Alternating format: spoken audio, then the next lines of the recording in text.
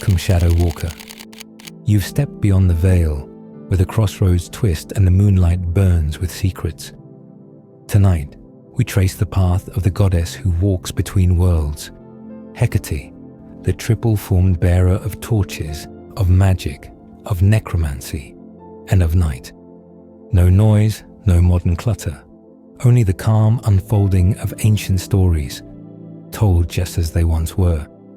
If these forgotten paths bring you peace, consider subscribing, because each night I will have a new myth waits for you here. Hecate was the goddess of magic, of witchcraft, of the night, of the moon, of ghosts, and of the deep art of necromancy. She was said to be the only child born to the Titans Perses and Asteria, and from them she received her vast power that stretched across heaven, earth, and sea. Asteria, called the Starry One for the brightness of her name, was taken by Perses into his great house to be his dear wife, and from their union came Hecate. Hesiod spoke of her as the child of Perses, a goddess with bright hair, tender-hearted, and crowned with the gifts of her birth. Other poets named her the daughter of Perseus, her hair shining like light, her presence filled with power. In the lineages of the ancient storytellers, Perses and Asteria stood among the Titans, and their only child was Hecate, born to walk the boundaries of all realms.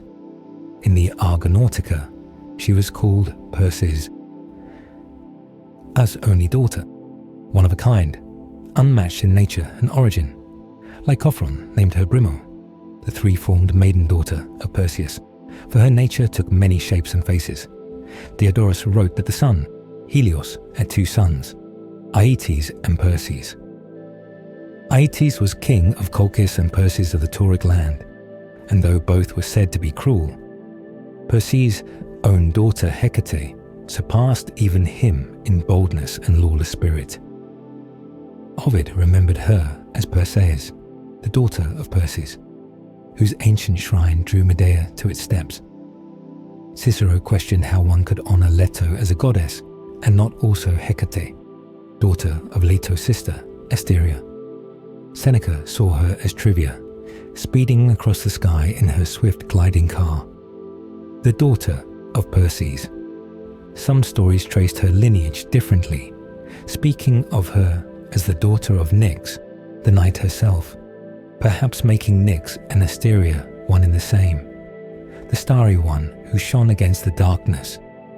In the fragments of Bacchylides she is torch-bearing Hecate, holy daughter of great-bosomed night, the shadows and the light in one being. Others, in their differing traditions, gave her yet other parents. The scholiast on Apollonius noted that in the Orphic hymns she was named the daughter of Demeter, called Deo. Bacchylides made her the child of night. Musaeus said she was born of Zeus and Asteria, and Pherecydes called her the daughter of Aristaios, who was in truth the Titan Astraeus, the starry one. In these tellings she was most often the daughter of night in one form or another, whether by Asteria the starry, Astraeus the starry, or Nyx the night, her essence bound to the powers of darkness, stars and mystery. Though her origins varied in the stories, her life was marked by a choice of solitude. Hecate was a virgin goddess, like Artemis, untouchable and complete within herself. She took no husband and bore no children, and so her power was undivided.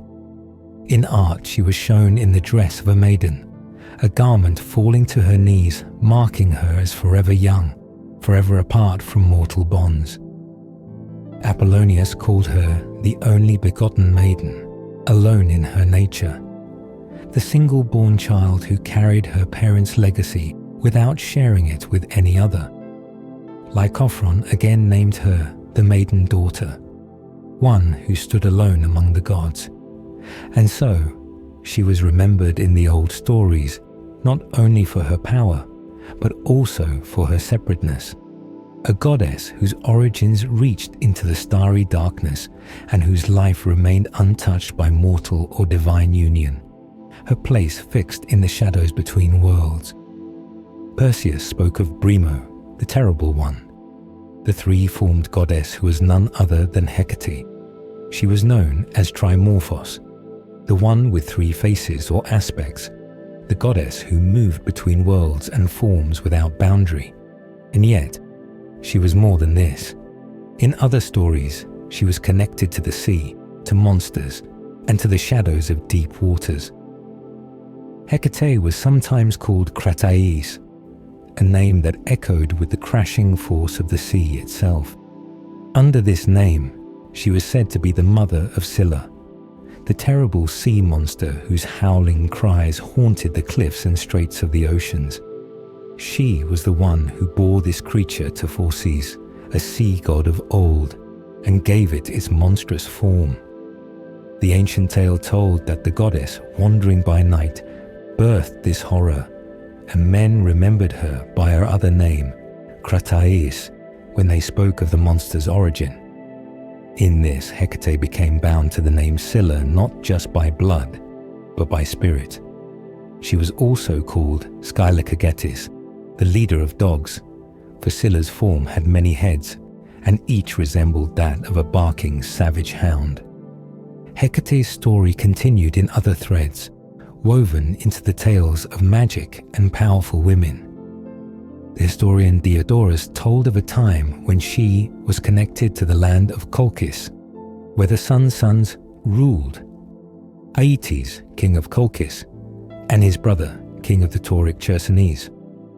Perses, the brother, was said to have a daughter named Hecate, and she married Aeetes. From that union, children were born who carried both the blood of the sun and the dark hearts of their mother. Their names were Circe and Medea, and also a son, Aegialeus. These daughters would go on to wield great power in their own right, walking the same path of enchantment and sorcery that their mother once had. Whether goddess or mortal, nymph or divine being, Hecate stood at the center of these legends, binding them together like a thread of fire woven into shadow. During the War of the Titans, when the old gods clashed with the rising force of Zeus and his allies, Hecate made her choice. She sided with Zeus, and he, in turn, honored her above all others. She was granted splendid gifts and a rightful share in all three realms, earth, sea, and the starry sky above.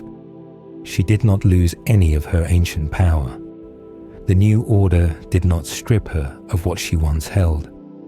Instead, Zeus confirmed her place, allowing her to keep everything that had been hers from the beginning. Among all the children of earth and sky, she held her portion without conflict or question. She was an only child, and for this reason, the gods honored her even more. She stood alone, and her power was whole.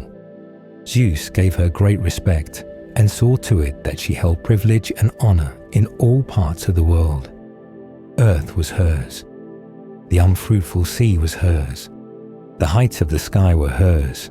In the heavens, the deathless gods themselves paid her respect. And so, Hecate remained, a bridge between the old world and the new, untouched by the fall of her kin, and elevated even higher in the age of Zeus, when the giants rose up in another great war, when the monstrous children of earth tried to overthrow the gods. Hecate stood among the defenders of Olympus. In the chaos of the battle, she faced the giant Clytius. With firebrands in her hands, she struck at him, her twin torches blazing against the shadows of the giants. She burned through the chaos, her flames searing the night, and laid low her enemy. This image was remembered in art, painted on ancient vases, where she was shown confronting a giant, the flames of her torches lighting the field of war. Even among the gods, she was known for her fire and fury in battle, her power unshaken and her spirit fierce. And in another tale, a quieter but darker one, Hecate appeared again. when Persephone was taken, when the dark god of the underworld seized her and dragged her beneath the earth, Persephone cried out. Her voice rose, shrill and desperate, calling to her father Zeus.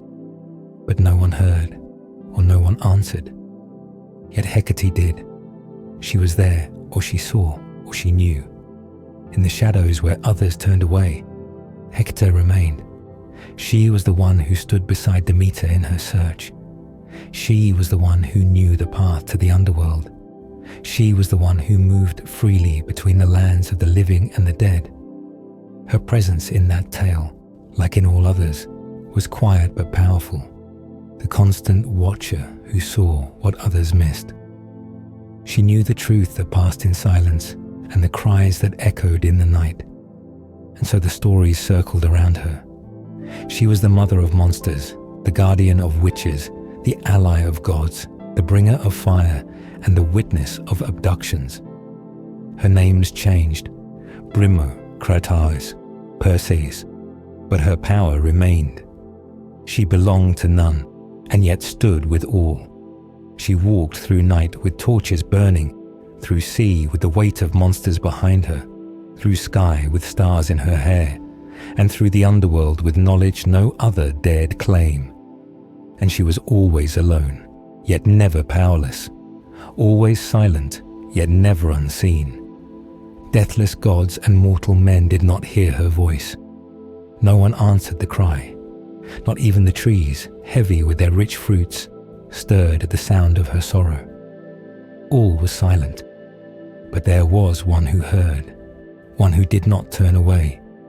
Only Hecate, the tender-hearted one, the goddess with the shining hair, the daughter of Perseus, heard the voice of the girl as she wept from beneath the earth. From within her shadowed cave, hidden from the light of day, she heard the cry that no one else could hear. And far above, the sun god Helios also saw what had passed, though he too kept his silence, waiting until the time came to speak. For 9 days, the mother wandered the earth. She was the one who brought the seasons and gave the gifts of grain and fruit to the world. But now she moved through the lands in grief, a flame in each hand searching. She did not eat the food of the gods. She did not drink their sweet nectar. She did not bathe her body in cool water. Her sorrow filled every step as she moved through city and field, hill and forest, looking for her daughter who had vanished. The world itself held its breath, for the one who gave life to the harvest no longer gave it her care. And then, on the 10th morning, when the light returned once again to the sky, Hecate came. She held her own torch, and she approached the wandering goddess. She did not speak many words, only what she knew. She said, "Queen of the grain, who brings the seasons and fills the earth with good things, I too heard the voice of your daughter. I do not know who took her, for I did not see, but I heard her, and I tell you what little I know." And though the grieving mother said nothing in return, she took her torches and turned to Hecate, and together they moved, 2 flames in the daylight, toward the one who could see all things. They came to the sun god. He stood above them, his horses bright and restless. And the goddess who had lost her child asked him the question that burned in her soul. She asked where her daughter had gone. She asked who had taken her. She asked what eyes had seen, what hers had not. And so it was that the truth began to unfold. Time passed, and the daughter was returned. She rose from the shadowed halls and was reunited with her mother, though not without cost. And when she stood once more upon the earth, when the embrace was complete and the sorrow eased, Hecate was there again. She came near to them, and she did not hold back her affection. Again and again, she embraced the young girl, the one who had returned from below. From that moment on, she did not leave her side. She became her companion, her guide, her quiet shadow. Wherever she went, Hecate followed. She was no longer only the goddess of crossroads and ghosts and night. She was now the trusted one, the presence beside Persephone as she moved between the two worlds. In the land of Boeotia, in the city of Labadea, the memory of this bond lived on in strange and sacred ways. There the river Hecate flowed, dividing the sacred grove of the oracle spirit from the city.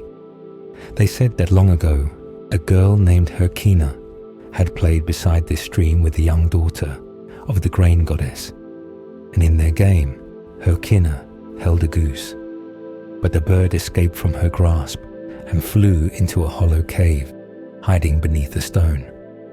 The young girl followed, lifting the stone and retrieving the bird, and from the place where she lifted it, water began to flow. The river was born, and so it bore the name Hecate. Beside the river stood a temple. In it was a statue of a girl, holding a goose close in her arms. Inside the cave where the water sprang, statues stood. Some said they were of the healing gods, marked by the serpents wrapped around their scepters. Others believed they were the figures of Trophonios and Hecate, for serpents were sacred to both. No one knew for certain, but the images stood silent, surrounded by the ever-moving water and the memory of a lost girl found again. And still, Hecate's presence lingered in these tales. In the spring, when the world turned once more from death to life, she was there. She was believed to walk beside Hermes, the guide of souls, in the places where Persephone rose again. In the cities of Thessaly and Eleusis, where old rites were kept and mysteries were hidden, she and Hermes were honored together. They were the ones who knew the path. They were the ones who walked with the dead and watched over the return. They stood between the worlds, where night touches day and shadow touches light, keeping the gates and guiding the way. The city of Eleusis, ancient and sacred, held stories deep in its stones. One tale said that its name came from a hero, Eleusis, whose lineage was whispered to stretch back to the gods themselves. Some said this figure was born from the union of Hermes, the swift one, and Deirdre, the daughter of Oceanus. Others believed Deirdre to be none other than Hecate, the goddess of the hidden ways. If this was true, then the city bore the name of a child born of the messenger and the night, a symbol of passage between realms, a place that stood between the living and the dead, much like Hecate herself. Far away in Thessaly, near the waters of Lake Boebeis, another legend lingered. It was said that the goddess, known in her more fearsome form as Brimo, once lay beside Hermes and offered her untouched body to him. These quiet and shadowed tales told of a goddess whose mystery could not be bound to one image or one place. In another land, in Thebes, a story was told of a young woman named Galinthias. She was close to Alcmene, who was then enduring the pains of childbirth. The birth of Heracles had been delayed, not by nature, but by divine will. The Fates and the goddess of childbirth had been persuaded by Hera to stall the moment, holding their arms crossed to keep the labor from progressing. But Galinthias saw her friend suffering and feared she might lose her mind in pain. So she ran to the goddesses and told them that the child had already been born and that the will of Zeus had been done. Shocked and confused, the divine ones dropped their pose, and in that moment, Alcmene's pain stopped, and Heracles was born. The trick had worked, but the gods do not forgive easily. The Fates were angered. They looked upon Galinthias, a mortal who had fooled them, and they punished her not with death, but with transformation. Her form twisted into something small and strange. They turned her into a weasel or a polecat, an animal forced to live in narrow places with an unnatural way of bringing forth life. She would be mounted through her ears, and her young would be born through her throat. This new form was grotesque and meant to shame. But Hecate, seeing what had been done, felt pity. She looked upon Galinthius, not with anger, but with sorrow, and made her a sacred servant. The small creature, now low to the ground and hidden from the world, was drawn into the goddess's service. In Thebes, the people remembered. They honored the marten, saying it had helped deliver Heracles, that it ran by the mother and loosened the bonds of her womb. Whether it had been the nurse or simply a helper, they did not forget. The marten, once a girl, became sacred in their eyes. But this was not the only tale of transformation. Another woman bore the name Gale. She was known for her dealings in spells, for being a sorceress with a wild and untamed nature. Her desires were said to be uncontrollable, and her body gave way to urges not bound by mortal rules. The goddess, angered by her excesses, turned her too into a creature of the ground.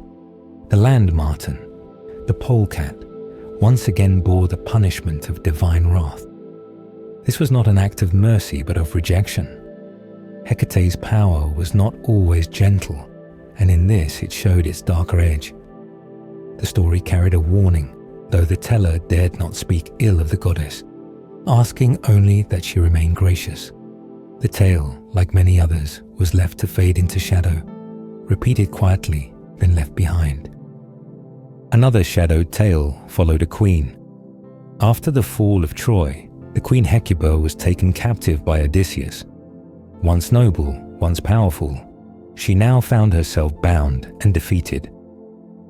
During the voyage home, they stopped in Thrace, and there, Hecuba's grief took a darker turn. Her son had been betrayed and killed by a Thracian king. In revenge, she lured the king and took his life, murdering him with her own hands. This act of vengeance was not left unanswered. The people turned on her, stones were thrown, and her life ended not with glory, but with fury. The story said she was changed. Some claim she became a dog. Some said her voice turned into howling that echoed through the wind.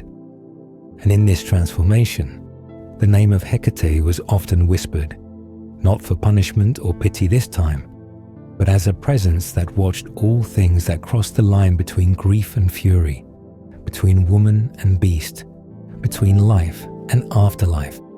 In every corner of these old stories, Hecate moved, sometimes as mother, sometimes as consort, sometimes as witness, and sometimes as judge. In the cities and by the rivers, in the caves and on the shores, her presence was always just beyond sight. She gave mercy to the tricked and the punished, and wrath to the unruly.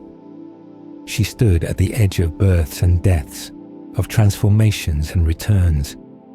She was the keeper of those who were turned into animals, those who whispered spells, and those who howled with rage. And even when her name was not spoken, her shadow remained. The locals did not understand what they had seen, nor did they know how to speak of what had happened. All they knew was that the queen was gone, and something else remained. After the fall of her city, after the walls of Troy crumbled and the towers turned to dust, she had lost everything: her sons, her husband, her kingdom, and finally, even her human form. The gods looked down and transformed her, not with mercy, but with purpose. They shaped her into a black dog, no longer the proud queen she had been, but a creature of night, fur dark as morning, eyes wild with sorrow and rage. She was no longer queen in name, but she was not forgotten. She became the companion, the familiar of Hecate, the goddess who walked between light and shadow, who ruled where others feared to tread. In this tale, the queen and the goddess became one in fate, bound in pain and power. The queen's story merged with that of Bendis, the Thracian form of Hecate, a goddess to whom dogs were sacrificed. a goddess whose face was always turned toward the threshold of the underworld. The poet Lycophron, with words heavy and full of foreboding, spoke of the daughter of Perseus, Brimo, the terrible one, three-formed and eternal. She, he said, would take the queen, now turned to a dog, as her own. The queen would no longer walk among the living as a woman, but would haunt them with her baying in the dark, a sound that stirred fear in those who did not honor the torchlit images of the goddess, those who failed to offer sacrifice in the night, those who turned their eyes from the rites of fairy, would hear her voice. She would roam, teeth bared, not to bite but to remind, not to kill but to terrify, to awaken memory and guilt. Her resting place, he said, would be far from her homeland, far from Troy. It would be on the southern edge of Sicily, near the streams of Helloros. There Odysseus, her captor and one-time master, would build a monument, a cenotaph for her. He would not build it out of love, but out of fear. In that place, guided by dreams, he would perform the rites of death, pouring offerings on the shore, trying to appease her spirit. For it was he who had thrown the first stone in her stoning, he who had begun the sacrifice not just to the queen, but to the underworld itself. He knew what it meant to provoke the three-necked goddess, knew the cost of angering the one who ruled with fire and shadow. So he built her a place of rest, hoping it would also be a place of silence. Another account, from a Roman writer, told a different but similar end. When Odysseus took her captive, she did not wait for punishment. Instead, she leapt into the waters of the Hellespont, the strait that separates Asia and Europe. From there, she disappeared. And yet, she was not lost. They said she was changed in the depths, transformed into a dog. The place where it happened was called Cineus, the place of the dog, a reminder carved into the map, not by hands but by story. Ovid too told the story of the queen, and he told it with sorrow. He said that after Troy fell, after Priam fell, the queen lost everything, even the shape that once made her who she was. Her voice turned to barking, her grief to howling. The wind itself seemed afraid of her cries as they echoed along the shores of lands that were not hers. She had once been the wife of a king, a woman of pride and dignity, but all of that was gone. Her last son, hidden in Thrace, was taken from her. The boy had been trusted to a king, placed in his care as the final hope of a dying line.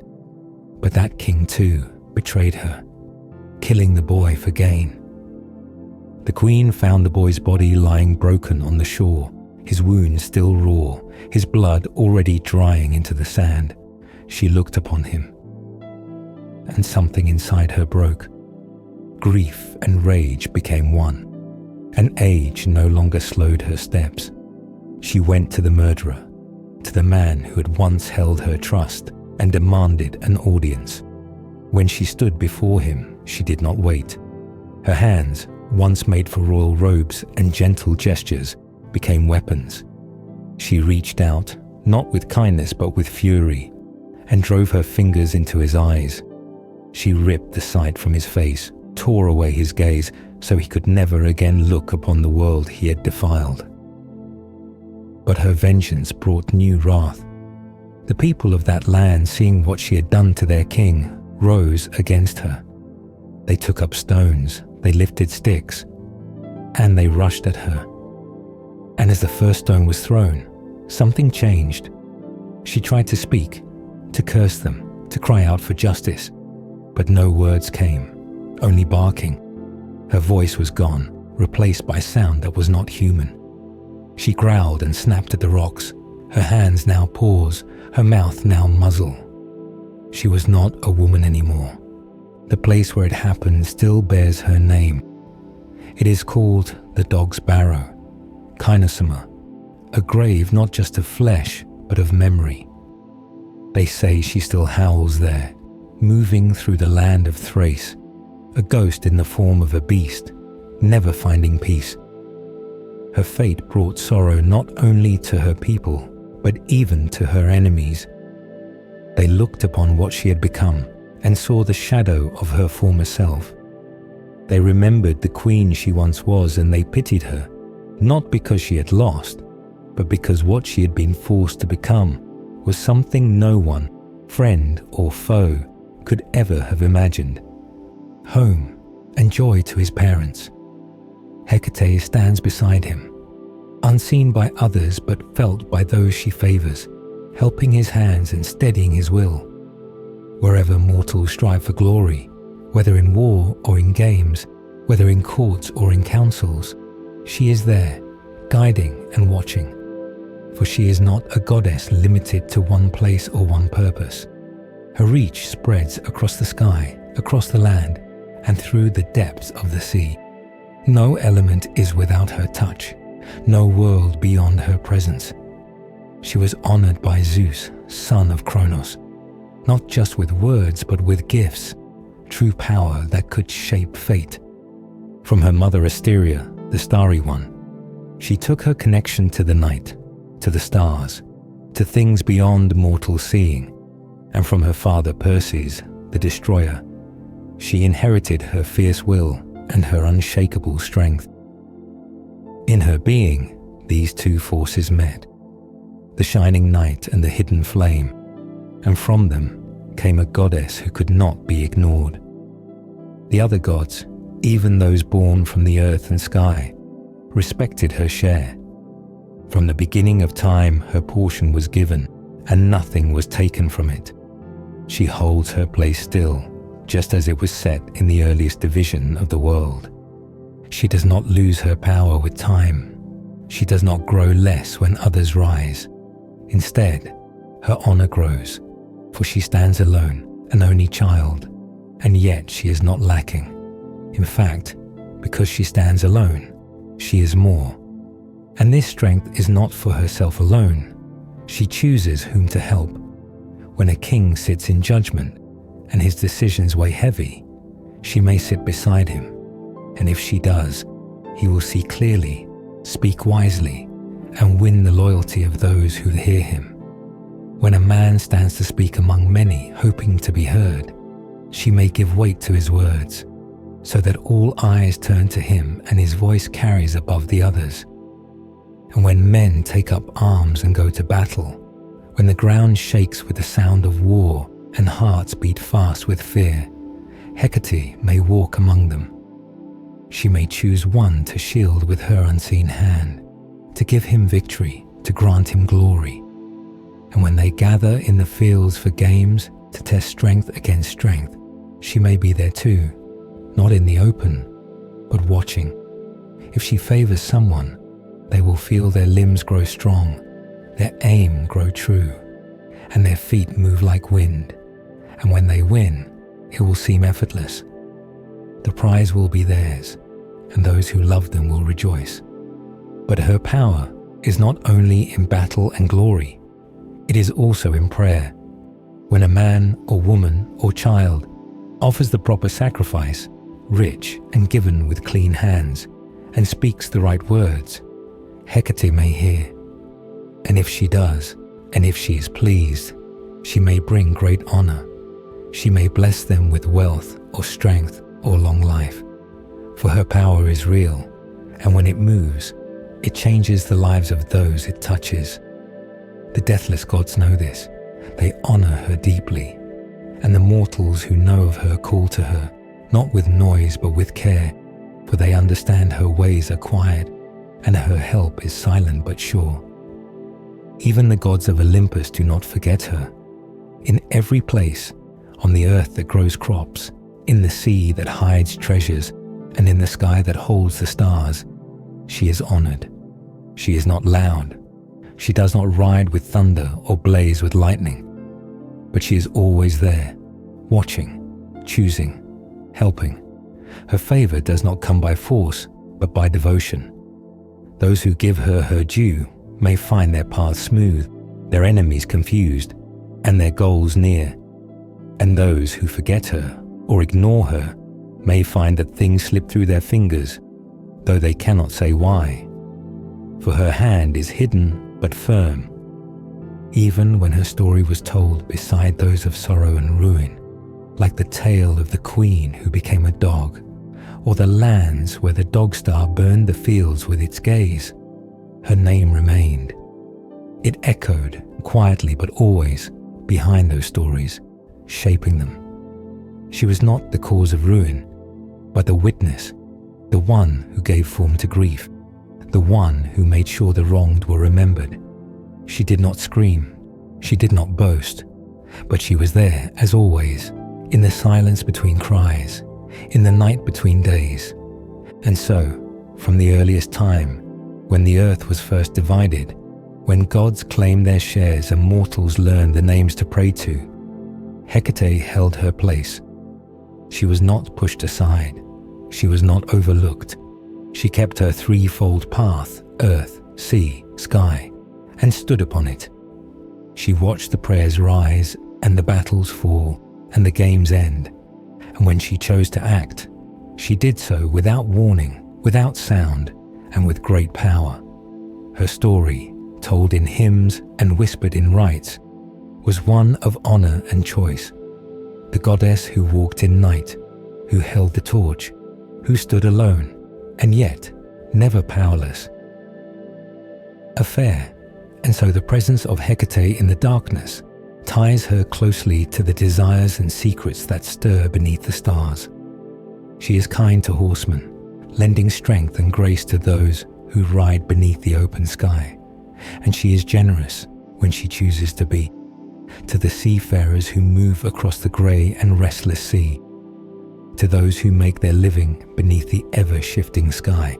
Upon the waters that crash and roar, she can give a great catch, an unexpected bounty, one that fills their nets with life, and yet just as easily she can take it away. She may withdraw her favour, and what was seen for a moment may vanish just as quickly, leaving behind silence and empty hands. In the byres, where livestock are kept and watched, she is present, working beside Hermes. With her, the herds can grow. She can take a few and make them many, turning small flocks of sheep into thick waves of white wool, scattering across the hills. She can cause the goats and the cattle to grow fat and numerous, filling pens with the sounds of new life. But if she chooses, she can make plenty turn to scarcity, and many become few. She is not cruel, but she acts by her will alone, and those who watch the flocks must always remember that her favor can never be assumed. Even though she is the only child of her mother, she lacks nothing. She is honored by all the gods that never die. The son of Kronos, ruler over heaven and earth, made her nurse of the young. From the very beginning, from the first time light touched the eyes of newborn children and the dawn rose over the earth, she has been there. She is a protector, a kurotrophos, a nurturer of the young. She watches over children, those just born and those still growing, guiding their steps, standing quietly in the moments when they are most vulnerable. She brings safety, strength, and unseen comfort. These are her honors, and they are not small. They are ancient and firm, set in place from the earliest days. In another prayer, one written in the style of the old epics, her name was spoken again. Kurotrophy, nurse of the young. The voice of the one praying called upon her, asking her to turn the heart of a woman away from youth, and to direct her affection toward older men, men whose strength had faded, but whose desire remained. The prayer was quiet, strange, and full of longing, and it showed once more that the goddess was called in times of love as well as war, in personal matters as well as public ones. In the hymns of the Orphics, her name was sung with reverence. She was called Hecate Ainodia, the one who walks the roads.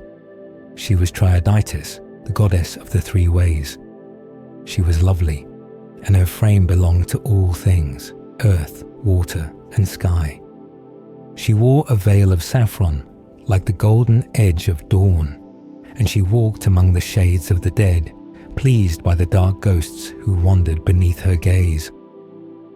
Daughter of Perses, she was solitary and strong, the keeper of the keys of the world. She did not fail, she did not fall. She rejoiced in the hunt and was drawn by bulls, never conquered, never overthrown. She was a leader, a mountain-wandering nymph, a nurse who brought strength, and she listened to those who approached her with clean hands and holy rites. To the herdsmen, she was a presence of favor and protection. They called upon her, and she heard them. She did not need temples of gold or songs of crowds. She listened in silence, in the woods, at night, in the places where footsteps are soft and words are few. She was the goddess of night, always bearing torches. She held flames in both hands and cut through the darkness like a glowing path. She moved through shadows with a train of ghosts behind her, and the air around her was never still. It was filled with the baying of hounds. Wherever she passed, dogs howled, their voices rising into the night. Whether it was fear or reverence, no one could say, but the sound was always there. Some said she was linked to the moon, while others thought her power lived best in moonless nights, in the stars that sparkled above, when the world below was swallowed in black. Her beginnings were tied to the night. Her mother was Asteria, the starry one, and from her, Hecate took the darkness and the sky. In the tale of the girl taken from her mother, it was Hecate who came, torch in hand, to stand beside the one who searched. She did not speak many words, but her presence was enough. Together they walked, torchlight glowing, and stood before the sun himself to ask the truth. She never left the side of the girl who returned from the depths. From then on, she was her companion always, through the seasons, through the turning of life and death. Even the poets of old, who spoke in fragments and riddles, remembered her in golden light. She was the attendant of the goddess of love, seen in the shining dark, walking silently in places where others whispered and trembled.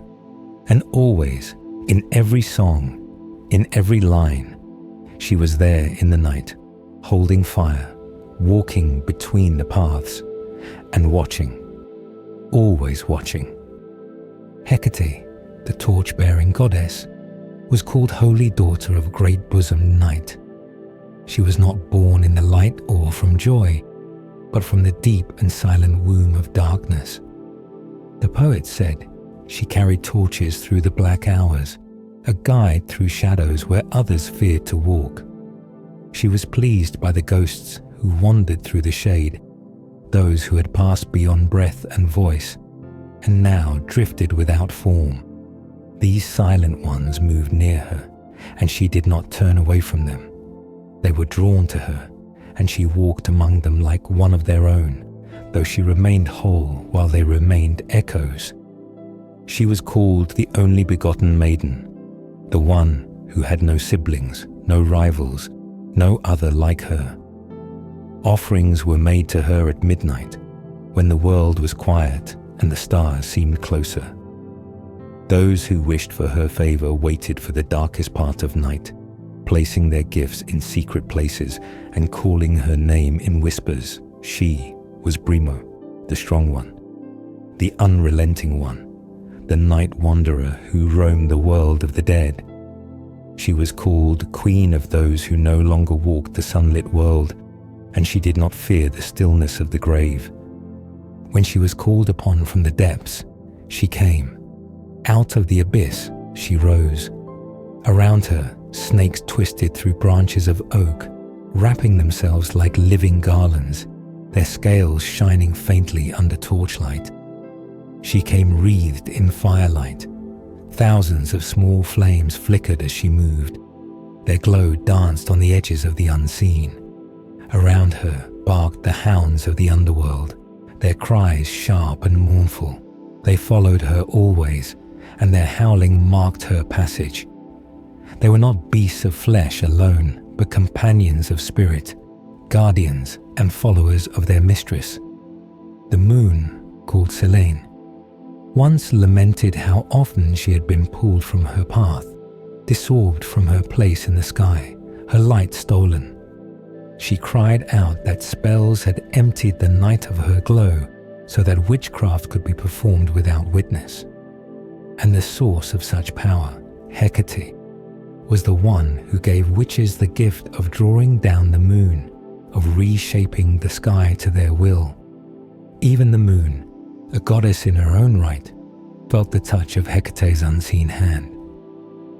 At midnight, in silence, with stars above and the wind barely moving, a woman raised her arms and spoke. She called on night, the mother of all hidden things. She called on the golden stars, those who watched the world while others slept. She called on the moon, and most of all, she called on Hecate, the three-formed goddess who knew every secret, who guided every spell, who gave strength to the arts of magic. She did not shout, she did not command, she begged, for even the most skilled witch knew that Hecate did not answer pride. She answered devotion. From the deep places of the world, where air does not move and sunlight never enters, another voice was lifted. It poured out in wails and long prayers. It called night and all the gods who dwelled in its embrace. And again, it called Hecate. There was sorrow in the voice and longing and desperation. And Hecate listened, not always with mercy, but always with presence. She heard what others could not. She stood in places where no other dared. She was called Queen of the Night. She ruled not with crowns or thrones, but with silence and fire. She waited for no sun.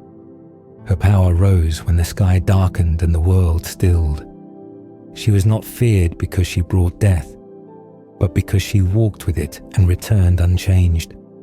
When Dionysus waited for nightfall, he too called to the sky.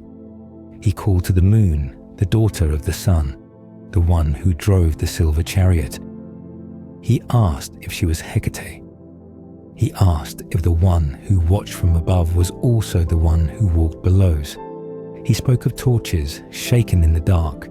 He spoke of puppies, of dogs who cried at her passing, of their sadness, of their loyalty.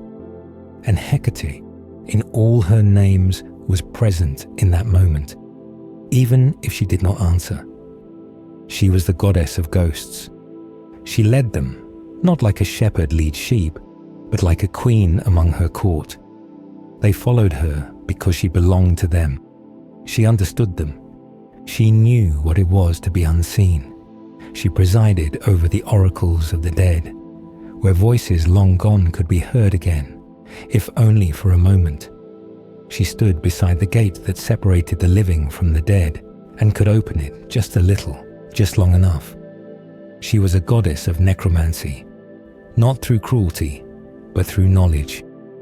She knew how to bring the past forward, how to let it speak once more. She walked the narrow places between life and death, and when she moved, the air changed. Dogs howled, torches flickered, shadows deepened. She did not ask to be worshipped with loud voices. She did not demand golden temples. But in the middle of the night, when the world felt thin and dreams crept close to waking, her name was spoken softly, in fear, in awe, in hope. And she listened, always. Ghosts of the dead moved across the world at night, and they did not move alone. At the head of their silent procession was Hecate, the goddess who walked between the worlds. She did not ride with bright fanfare or golden light. Her arrival was marked by the baying of dogs, sharp and piercing, echoing through the darkness. Wherever her footfall touched the ground, the hounds of the underworld lifted their voices. They howled not in warning but in recognition, a sound that let all living things know the boundary between the seen and unseen had been crossed. She did not walk in daylight, and she did not lead the living. She led the dead. She was their guide and companion, and even the goddess who ruled the underworld had her at her side. Hecate was not only a visitor to the land of the dead, she was its queen's closest ally. When the daughter of the earth goddess moved through her shadowed realm, it was Hecate who followed as minister and companion. Together, they kept the balance between what had passed and what remained. In the darkness of that place, where the sun did not reach and the air stood still, Hecate's torch burned without wavering.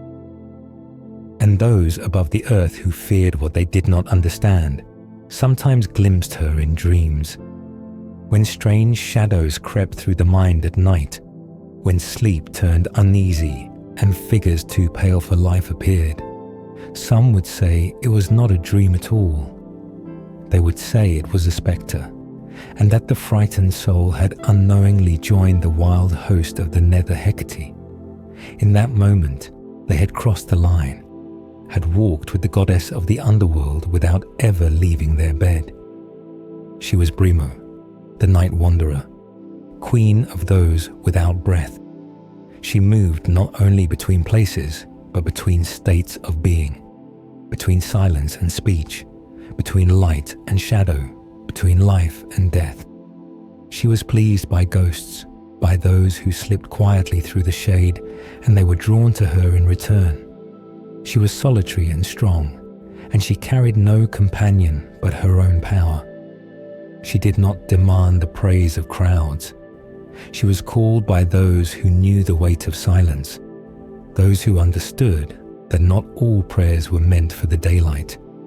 When the ancient sorcerers raised their arms to the night, they called her name. From the depths of Erebos and chaos, they summoned night itself, the gods of darkness and the spirits of old. And in their long, slow cries they called Hecate. They did not shout, and they did not ask for mercy. They poured their prayers out like blood onto the ground, knowing that if she listened, something would change. And when she came, the signs were clear. The earth groaned, the grass turned pale, blood struck the stones like sudden rain. Dogs began to bark with no cause, snakes coiled from the soil, shadows no longer stayed still. The air grew cold, and in it moved forms that did not speak, did not breathe. Silent spirits rising and falling without purpose, drifting in the presence of the goddess who had opened the way. Her dogs did not bark for sport or warning. Their cries were known throughout poetry and ritual. It was said that the barking heard at the gates of the underworld, at the threshold of the god of death, was no different than the barking of her own escort when she returned to the world above.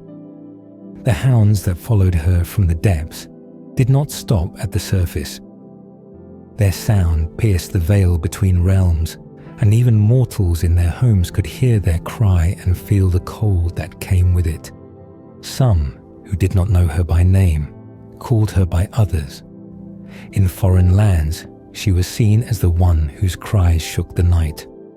She was the one whose triple form held back the ghosts, barring them from the world of the living unless she chose to let them pass. She wandered not just through one place, but through groves, forests, and sacred lands. She was honored with many rites, all different, all fearful, all given with care. In one place she was Proserpina. In another, she was the barrier between this world and the one beneath it. But always she was the same. Hecate, the one who stood in the dark and kept the path. In southern Italy, near Cumae, there was a cave where the voices of the dead could be heard. The Sibyl, the prophetess, led a warrior through it. To open the way, she did not begin with light. She began with sacrifice. She chose 4 bulls with dark hides, and as they stood, she poured wine across their foreheads. She pulled the first hairs from between their brows and dropped them into the fire. Then she called out to Hecate. She called her not only powerful in the sky above, but also in the world below. As the others moved to strike the bulls, catching the blood in bowls, another set of offerings began. Aeneas, the hero, gave a black lamb to Night, to the mother of the avenging spirits. He gave a barren heifer to the queen of the underworld. And as he worked, he did not forget the ruler beneath the earth. He built altars for him. He lit the fires by night. Upon those flames, he laid the full bodies of the bulls. He did not hold anything back. He poured wine, rich and dark, into the flames. And all the while, the names of the dead were whispered, the names of the gods spoken low and slow. And in all of it, Hecate was there, not as a witness only, but as the one who allowed the veil to part. Without her, no voice would rise. Without her, no shadow would respond. Without her, the way would remain shut. And so, in every tale where the dead stir, where the earth shakes, and where the boundary between worlds is tested, she remains. She does not call out. She does not shout. But when the torches burn low and the dogs begin to howl, it is already known. Hecate is near. Echo. The ground trembled, and a shiver passed through the air as the sound grew louder. Beneath the dark cover of the underworld, oil was poured over the burning entrails and smoke lifted into the heavy sky. But listen. Just as the first light of dawn touched the edge of the world, the earth began to murmur, not loud, but deep, like something stirring far below. The ridges of the forest shook, trees rustling without wind. And then, through the half-light, through the stillness of early morning, the baying of hounds was heard, long, low, echoing. It was the sound that came before her, the sound that always came before her. The goddess was coming. Hecate had been called, and now she walked. A path opened through the dark, not by hands, not by tools, but by her presence. The way to the underworld, sealed to all others, gave way before her. She did not speak, she did not strike, but the path answered her all the same. The Sibyl, with Aeneas at her side, stepped into that opening and began their journey into the world beneath the world. Elsewhere, in another time, in another place, the same rites were prepared. Aeson and his wife, Alcimede, stood together, hearts heavy with fear. Their son, Jason, was far away, and danger loomed over them like a shadow that would not lift.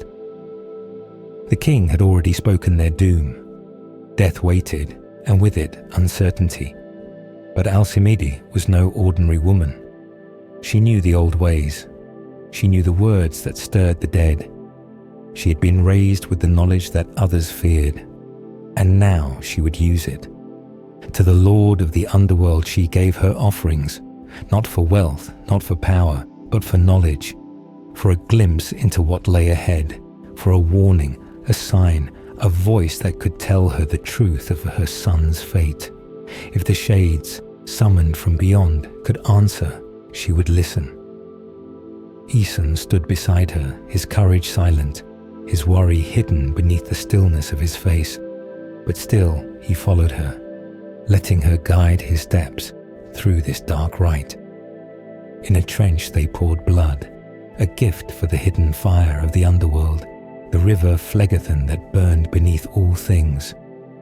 With harsh, powerful cries, Alcimede called out to her ancestors. She called to those who had passed beyond, to those who had once walked and now drifted. She called also to the guide of souls, the one who led the dead to their resting places. And in answer, something rose. A face, faint and dim, shaped from mist and memory. It was Cretheus, the father of Aeson. His spirit drank from the blood and found his voice again. And then he spoke. He told them their son was safe, but he also warned them. Peleus, the king, was planning death. His words were clear. and they fell like stones in the heart. Aeson did not turn away. He returned to the rites, deeper now, more solemn. Beneath a cypress, ancient and twisted, dark with age and shadow, stood a bull. Its horns were wrapped in blue, its brow tangled with yew leaves, and its breath came fast, disturbed by what it sensed. The creature trembled, knowing what was to come. Alcimede had saved this bull for this moment, chosen it for its strength, its silence, its presence. Now Aeson stepped forward. He placed his hand upon the horns and spoke. His voice was quiet but firm. He spoke the curse that would carry his pain, his anger, his betrayal, a final cry against the brother who had turned against him. Then he turned to the goddess of triple form, she who watched the dead, who guided ghosts, who stood where no other dared. To Hecate, he gave his final offering. He spoke the spell, but not forward as men do. He said it backward, each word bent against time, each syllable folding in on itself. Only this could open the gate. Only this could let the thin shades pass. For without the right words, the ferryman would not come. Without them, the souls would remain, bound at the mouth of the underworld, unable to cross, unable to rest. In another tale, the seer stood alone, his task the same. Tiresias, wise beyond years, called to the dead. The spell was spoken, and from the valley the sound came back. A mournful echo, not once, not twice, but 3 times. It was not the voice of men. It was the cry of Hecate's hounds, loud, clear, unmistakable. The valley trembled. The air grew still. The seer did not run. He waited. He listened. He knew the sign. When her dogs barked, the dead listened. When her feet touched the earth, it answered. Hecate, goddess of the crossroads, queen of night, guide of ghosts, had come again. She did not rise like a flame. She did not fly like a bird. She moved like shadow, like wind, like a thought that cannot be shaken. And wherever her name was spoken, wherever the rites were true, the earth answered, not with light, but with silence, with movement, with the baying of unseen hounds and the rise of voices long gone. She did not need temples. She did not need songs. She needed only the night and the words and the offering. And when she came, the world shifted, just enough for the living to feel the weight of the dead, just enough for the boundary to thin, just enough for the truth to speak. And when it was spoken, it could not be undone. Be delay in the deep. Let none of the dead linger. Let them rise, those who wander beneath, those who have no voice, no breath, no rest. Let the threshold of the underworld open. Let the silence break. As the priest spoke these words, the forest groaned. A sound like thunder rose, not from the sky above, but from the ground below. It was not a storm that stirred the leaves, but the stirring of ancient things deep under the earth. The ground beneath his feet moved, and the air grew heavy, filled with a heat that seemed to burn without flame.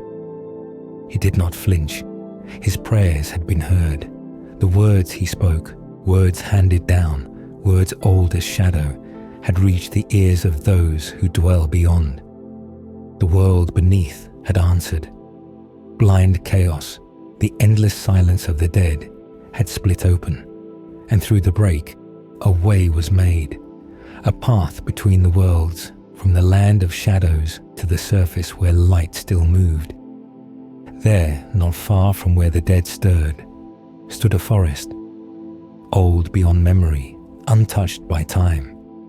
Its trees were tall, unbroken, never thinned by storm or fire, and their leaves had never known the full touch of the sun. Light did not pierce its canopy. Even in day, its paths were dim. But this darkness was not empty. It was sacred. There, the divine presence of the goddess walked. Some called her Artemis.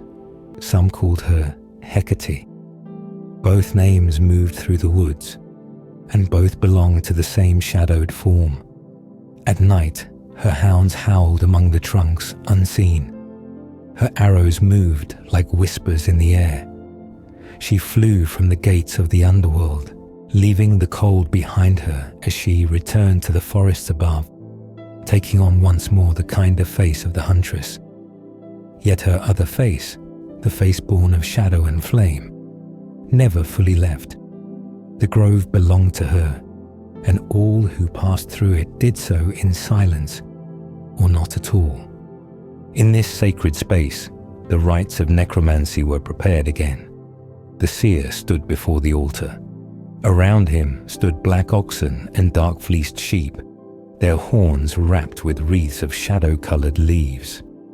One by one, he poured out the sacred offerings into a trench dug deep into the earth. 9 times he poured wine, and not just any wine, rich, dark, and strong, meant for gods who never saw the sun. He poured milk from the spring season, the kind that still held the sweetness of new life. He poured honey, gathered with care, called Attic rain, and seen as one of the oldest offerings. And he poured blood, not once, not twice, but until the dry ground could drink no more. These gifts were not for the living. They were for the shades below. Then great logs were brought, tree trunks dragged into place and stacked high. 3 altars were built for Hecate, the triple goddess. 3 more were built for the daughters of sorrow, the ones born of Acheron, the cursed river. These were the Erinyes, the maidens of punishment and pain. Their names were not spoken lightly, and their altars were not simple. Pinewood was stacked high for the god of the underworld, and though it sank into the earth, its flames would rise tall. Another altar, smaller, was raised for the queen below, the one who had once walked among flowers and now ruled the silent halls.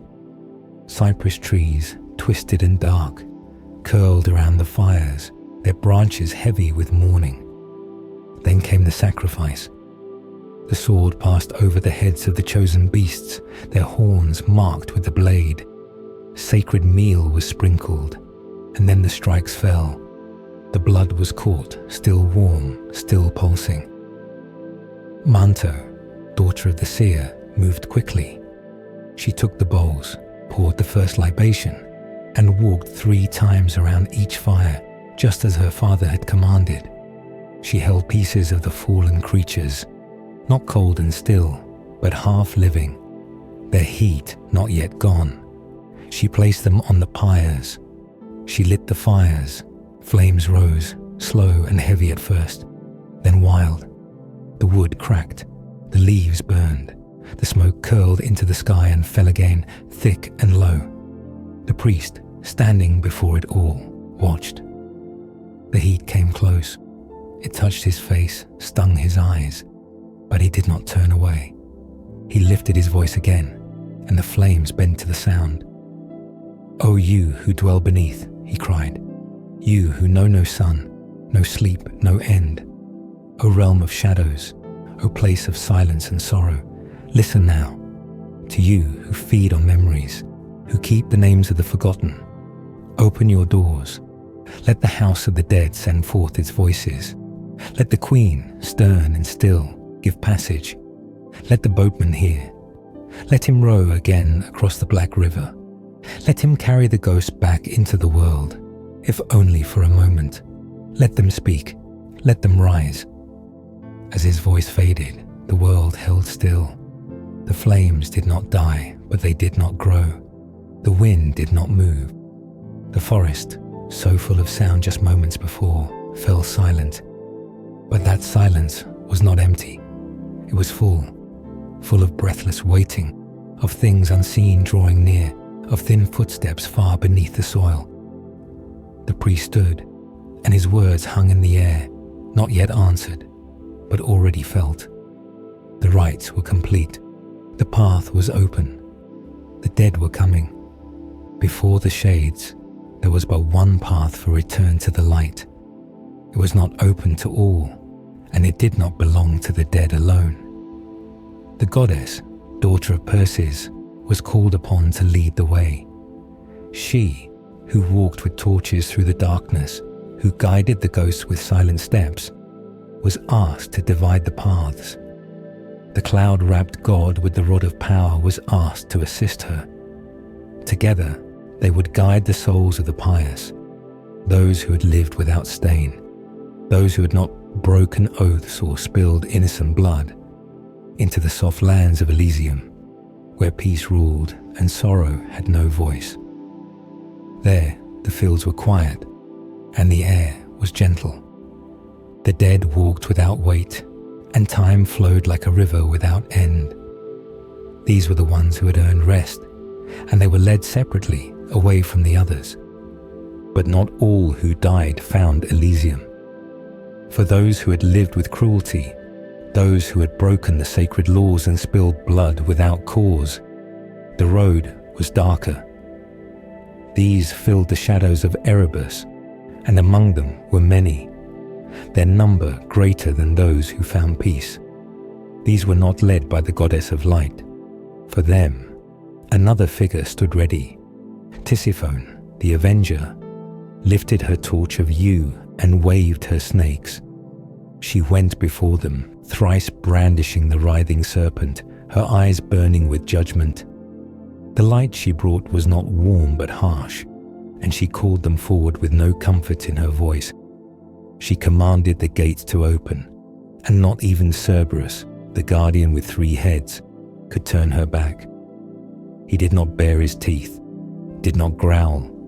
He moved aside, and the dead who lacked light passed through. Witches, too, knew these paths. They did not walk them as the dead did, but they knew how to call through them, how to speak to what waited below. Their spells were not simple. They did not chant for beauty or for games. They worked through the same silence that Hecate ruled, through rites as heavy as stone. The spirits answered them not with voices, but with presence. These were women who called Hecate's name at midnight, who stood at the crossroads and poured milk, honey, and blood into the earth. They were the ones who whispered when others slept, who listened when the dogs began to howl without cause. And in those moments, they knew she was near. There were places where the dead could speak. Shrines stood in the old lands, set into the earth where no sunlight reached. In Thesprotia, there was one such place. It was not a temple of gold. It was not a place of songs or incense. It was a place of shadows. There the gods of the underworld were honored, he who ruled the dead and she who ruled beside him. And though her name was not written above the gate, Hecate was there. She was not the queen. She was the gatekeeper, the one who stirred the veil. When the rites were true and the offerings complete, she opened the way. Long before the tales were shaped by poets, her name was spoken by those who feared the dark. Later, her stories were told in parts. Some called her a queen, some called her a witch, some called her both. A man once wrote that the sun had 2 sons. One ruled in Colchis, the other in the far north, in a cold land. Both were harsh, and one of them had a daughter. She was not gentle, she was not quiet. She was stronger than her father, bolder than any around her. When the hunt gave her no prey, she turned her arrows toward men. She knew poison, how to find it, how to shape it, how to slip it into food that seemed harmless. She did not share her power. She used it, and when the time came, she poisoned her own father and took his place. She did not stop there. She built a temple. She placed the statue of the goddess inside. She gave her new rules. She told the people that strangers must be offered to the goddess, sacrifices, not guests. And from that place, her name spread, carried by fear. Then she married. She gave birth to children who would carry her ways even farther. One daughter found power in the roots and herbs of the earth. Another learned to shape fate with words. A son stood beside them, but it was the daughters who inherited the deeper gifts. One of them made strange discoveries. She found roots with power beyond belief. She learned which plants made dreams and which brought death. Her mother had taught her well, but she did not stop there. She went further, walking alone through the dark places of the world. She listened to the earth, to the rivers, to the winds, and from them, she took what she needed. The husband too grew darker. He followed the ways of his wife. He did not turn from cruelty. In his land, strangers were not welcomed. They were feared. And when his daughter, the younger one, began to walk a different path, he grew suspicious. She did not agree with her parents. She did not follow the rules. He watched her closely, but she escaped. She left behind the land of her birth and the temple and the old rules. She fled to another place, taking the knowledge of her mother with her. In all these stories, one figure remained. She was not always named, but her presence could be felt in the silence, in the poison, in the whisper of leaves. She was not the storm, but the breath before it. She was the one who watched when others looked away. She did not speak first, but when she did, her words remained. Her path was not straight. It turned through the woods, down into the earth, across the rivers of the dead. And where she walked, the dogs howled, the torches burned, and the dead waited. She was Hecate, and her ways were her own. The sacred precinct of the sun god stood near the shore, bathed always in light. But even there, in places touched by radiance, the shadow of another power could be felt. From that space of shining worship, stories reached far and changed forms across lands and tongues. In one of them, a goddess not of the sun, but of night reached through magic to shape a girl's fate. When the proud and gifted Arachne challenged what was sacred, she was not punished by hand alone. She was sprinkled with bitter herbs, plants that carried the name of Hecate. These were not common roots. They were dark, potent, and born of secrets. With only a touch of their essence, Arachne's form was changed.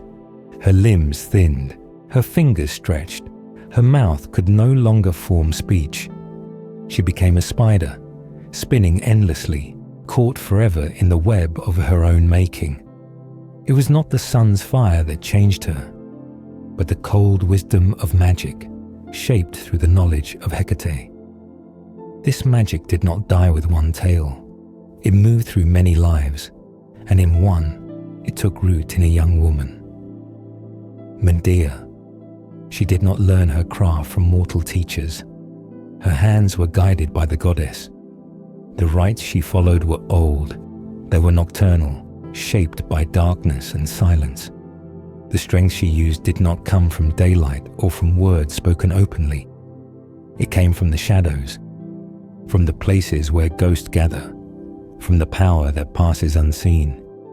When betrayal came, it was not with swords, but with marriage vows. Jason, whom she had helped, whom she had saved, turned from her, and in her grief she did not cry, she did not beg. She raised her hands and called to the one who had always heard her. She spoke her words to Hecate, the goddess who dwelled in the inner places of her home, behind doors closed to all but the faithful. It was to her that Medea offered her anger, her sorrow, her fire. She swore by the goddess she worshipped most, and she promised that what was taken from her would not be taken in peace. Medea's life was not one of the rest. By day, she did not idle. She moved always within the temple. A priestess, not in name alone, but in full devotion. She tended to the fires. She prepared the offerings. She gathered herbs with care, not for healing, but for strength, for change, for things that could not be undone. The temple of Hecate was not a place of song. It was a place of power, and she was its keeper. Her name became known not only through her deeds, but through whispers. Others spoke of her as a girl taught by the goddess, one whose skill with herbs and spells was unmatched. Some believed that if she stood by a warrior's side, there would be no fear of loss. No danger would touch him. Not fire, not sword, not even the anger of the gods. She was said to know every herb, whether it grew in open fields or deep in running water. She knew how to gather them, how to prepare them, how to use them in silence. The strength she held could stop a storm. She could make rivers halt their flow and turn stars away from their path. Even the sacred moon, pale and constant, could be still under her power. And this knowledge was not her invention. It was her inheritance, passed from the hands of the goddess to hers, not lightly, not easily, but fully. Yet in all her craft, she remained human. When she looked upon Jason and feared for his life, she did not reach first for spell or fire. She prayed. She called once more to Hecate, and she asked not for revenge, but for mercy. She asked that he be allowed to return home, that he not be taken by the tasks placed before him. Even with all her knowledge, all her strength, she asked. And in that moment, her voice was quiet. Still, she did not wait. At dawn, with purpose, she prepared what was needed. She took her medicines, her sacred ointments, and made ready to go to the temple again. She would face the danger before it struck. She would prepare Jason to survive the fire of the bulls, and she would do it by offering her work to the goddess in the proper way. At midnight, when the world held still, she would lay her offering before the only begotten maiden, the goddess of one form and three, of night, of ghosts, of unyielding power. She had within her box an ointment. Its name had long been tied to another figure, one who had stolen fire for men, one who had suffered for his gift. This ointment, born of Prometheus, was not simple. It did not ease pain. It changed fate. To wear it meant to become something else, untouchable by blade, unharmed by flame. For one day, the wearer would surpass all others. He would move with a strength not his own. He would become more than he had ever been. But this gift was not free. It could not be taken. It could only be received. And before it could be used, the goddess had to be honored. Only if she was pleased would the salve take effect. Only then would its strength awaken. This was not a tale of chaos. It was a tale of control, of rites followed, of silence held, of prayers whispered into the night. Medea did not act without purpose. She moved with the goddess's presence behind her, always just behind the veil. She was not feared because of wildness. She was feared because she understood. She knew the cost of every action. She knew what each herb would do. She knew which name to speak, and when, and how. And at the center of it all stood Hecate, not watching from afar, but near, always near. The plant that held such power did not grow from soil or sun. It was born of pain.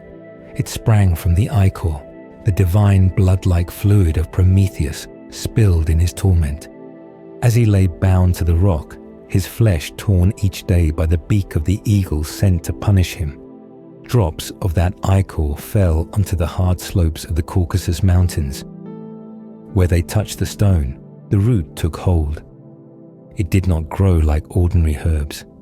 It pulsed with the anguish of the Titan, with the pain of unending punishment. The eagle that fed on Prometheus dropped the seed, and the mountain answered with silence and depth. To make the ointment from this root, Medea did not work in daylight. She wore black and moved through the dark. In the deep gloom of night, she found the Titan plant. Its pulse beat low in the earth. She did not rush. First, she bathed in 7 streams, each flowing without pause, each pure from its source. Then, she called out. 7 times she invoked the name of the goddess who ruled the night. She called Brimo, the fierce one. Brimo, the nurse of youth. Brimo, who wandered the underworld. Brimo, queen of the dead. Each name was a key. Each call drew the silence closer. When she touched the plant, the earth groaned. The dark soil trembled beneath her hands. The root did not part easily. It shook, and from deep below the voice of Prometheus was felt, not in sound but in pain. The very memory of his suffering stirred when the plant was cut. And yet, Medea took the juice carefully, placing it in a smooth shell from the Caspian coast. The ointment was not yet ready, but it had begun. Later, when the moment had come to act, she gave her instructions. She forced herself to speak them. Her voice did not falter, but her heart did. She told him what to do. First, he must meet her father and take the serpent's teeth. Then, at midnight, not before or after, he must go alone. No companions, no witness. He must wear dark clothes, plain and without ornament. Before the rite, he must wash in a river that never ceases to flow, water that forgets nothing and purifies all. Then, in a clear space, he must dig a round pit in the earth. It must be deep enough to hold the offering. Into that pit, he must place a ewe, not part of it, all of it. The animal must be whole and must die for the rite. On top of the pit, a pyre must be built, not large but pure. Then, honey must be poured, honey from the hive, untouched by fire or hands too rough. All of this must be given to the goddess. All of it must be done with prayer. Her name must be spoken with care. Hecate, daughter of Perses, only born, watcher of thresholds, ruler of shadows. And when the fire burns, he must not stay. He must turn away and walk. But no matter what he hears, no matter what sounds rise from behind, footsteps, voices, or the barking of unseen dogs, he must not look back. If he does, all will be lost, not just the blessing, his life. In the morning, when the world turns pale again, the ointment may be used. Like oil, it must be spread over every inch of the skin. No part left untouched. Then strength will rise. The spear will not find flesh. The flames will not burn. Fear will be pushed aside. But only if all the rites are done. Only if the goddess is satisfied. And so he waited. He watched the stars. When the constellation of the Bear began to sink, when the sky above was still and the wind had died, he moved. Like a shadow, he walked the plain alone. He had prepared everything as she had told him. During the day, he had gathered what was needed. Argos had brought milk and a ewe. The rest he took from the ship. He searched for a place untouched, a place no foot had stepped, no eye had marked. In a meadow under the open sky he began. He stripped and bathed in the river, letting the water run over his body. Then he dressed again, in the dark mantle given to him by another, a gift of old affection. It hung heavy on him now. He dug the pit with care, not too shallow, not too wide, just enough. He placed the billets of wood, then the ewe. He cut its throat with a steady hand. Blood spilled into the earth. He kindled the fire beneath the pyre. Then he poured the libations, milk, honey, and wine, letting them soak into the flames. And he spoke her name, Hecate Brimo. He asked her to watch. He asked her to grant him the strength to face what would come. When he had spoken, he stepped back. He did not turn. He did not watch the fire. He left it behind. But she heard, deep below, in the abyss where no sun reaches, the goddess stirred. The son of Aeson had called her with the proper words. She came. She did not rise like a spirit. She emerged with force. The air grew still, then thick. The earth darkened around her. She came crowned, not with flowers, but with snakes. They coiled through branches of oak, their bodies shining in the torchlight. Her torches burned on both sides, twin fires against the dark. Her presence filled the clearing. The offering had been received. She had come, and she would give what was asked. This was not a story of chance. This was a story of precision, of rites done in silence, of shadows shaped by fire, of a goddess who walks where others dare not, and of one who called her and was answered. Snakes coiled themselves around the branches of the oak trees as if stirred by some invisible command. Their scales caught the strange flickering light of countless torches, which lit up the clearing in 1,000 flickering glows, painting the meadow in a shifting veil of shadows and flame. The air shimmered with power. All around, the eerie sound of underworld hounds rang out, sharp, echoing barks, as if they were not barking at anything they could see, but simply announcing her arrival. Their voices cut through the silence and grew louder, weaving through the trees like warning winds. The earth itself trembled with every step she took. It was not the trembling of fear or weakness, but the deep groan of recognition, of the ground acknowledging her passage. Even the hidden beings who lived close to the rivers and swamps, the nymphs of the fens and the soft watery places by the river Phasis, cried out and scattered, startled by her overwhelming presence.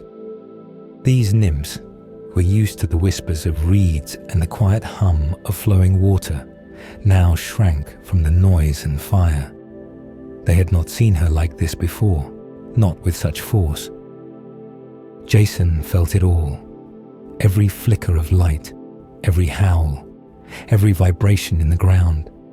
His heart pounded and fear gripped his body, but he did not run blindly. He kept to her instructions. Even as terror crawled up his spine, he remembered her words, "Do not look back, no matter what happens." And so he walked, retreating slowly, step after step, never turning around. And when the light of dawn began to color the sky, soft and pale, he found himself once more among his friends. Elsewhere, the girl who had made all this possible moved quickly. Medea, beautiful and brilliant, ran through the halls of the palace with speed and purpose. And as she went, the doors before her did not resist. They knew her. They had heard her voice before, the whispered words of power she spoke in passing. Now, even before her hands could touch them, they opened on their own, obedient to the sounds of her spell. She did not pause to wonder. She had done this many times. She was heading toward the temple. That place was not strange to her. She had walked its path again and again, not always in daylight and not always alone. She had wandered there, searching in the soil for roots with poison, or looking for the silent bodies of the dead that the river sometimes brought. She did what witches do, walking between the living and the lost, pulling secrets from the darkness. And the temple was where she always returned. Far away in the sky, the moon was rising. The Lady of the Night, the Titan goddess, looked down from her place above the world. She saw the girl, and she remembered. She remembered how many times the witch had stolen her light, covering the night with spells so no beam could break the darkness. And now she watched her walk in grief. The moon whispered bitterly to herself, "So, it is not only I who suffer for love." She had once searched endlessly for her sleeping shepherd, and now the clever one below was just as lost, caught in the same pain.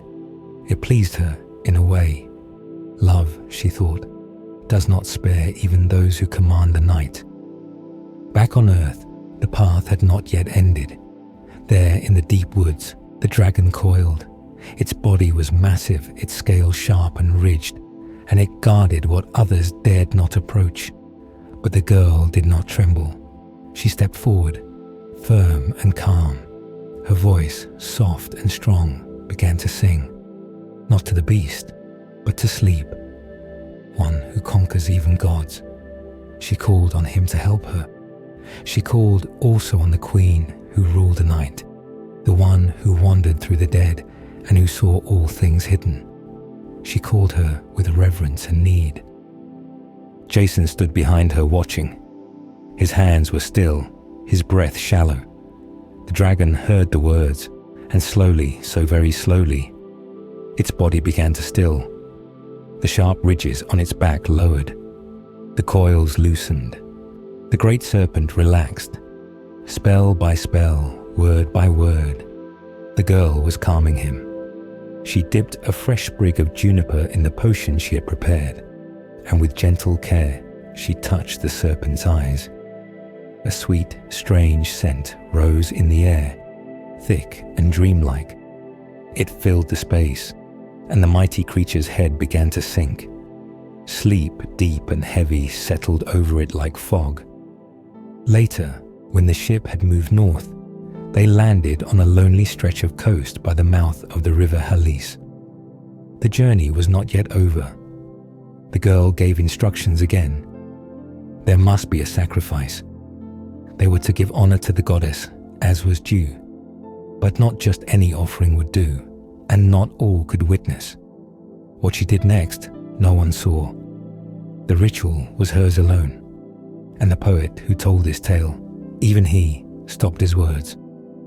"My lips are sealed," he said, for the secrets of the goddess were not for all to hear. But on that lonely shore, an altar was built. The beach, quiet and waiting, received the gift. No one spoke, no one moved, and from the shadows, the night itself listened. Custom of her parents more and more, she began to turn away from their cruel ways and started to think differently.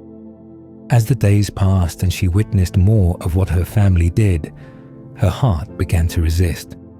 She could no longer bear to be part of the killing of strangers, the harsh rituals, or the heavy shadow that always hung around their palace.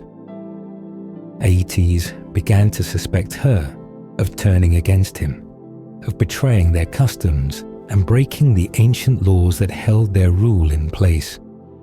He did not punish her outright, but he kept her under a kind of quiet watch, allowing her to move about freely, but always under eyes that never blinked. Though she was not chained, her freedom was gone. But Medea, strong in spirit and trained by her mother in the arts that worked both healing and harm, found a way to slip away. She chose not to fight with fire and blades, but with silence and steps taken in the night. She made her escape through the darkness, through the shadows cast by the very magic she had learned from Hecate, and she ran to the sacred ground of the sun god, to the place where Helios had his holy altar standing near the sea. There, wrapped in night and salt wind, she found refuge among ancient stones and quiet prayers. It was on that shore, where the sea spoke in endless rhythm and the stars looked down like watching eyes, that she stood alone, no longer her mother's daughter in deeds, but her own being, shaped by pain, power, and choice. In this place of brightness born from fire and sky, where the sun himself once walked, she waited, not as a princess, not as a witch, but as someone reborn. The ground under her feet was sacred. The air carried the scent of sea and change, and the memory of what had been done behind her began to fade like smoke in the wind.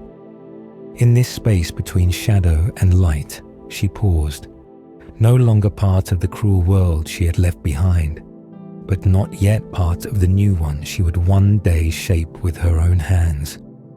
And thus her story turned. The path behind her closed by fire, and ahead of her lay the uncertain sea. All the silent earth. Stars twinkle in the cold sky, and every breeze is still. Only she moved, passing through the shadows of the woods, where even the moonlight dared not linger, heading to the ancient places where secrets were kept and power stirred beneath the soil. She walked without hesitation, her bare feet brushing against roots and stones, her long robe whispering around her as she went deeper into the sacred grove, hidden far from the paths of ordinary people. There, under the thick branches of trees that had stood since time forgot, she began her rites in silence. She turned her eyes upward to the full moon, bright and whole in the sky, and stretched out her arms as if to draw down its light into her. In that pale glow, her face was calm, but in her heart she carried a fire of purpose.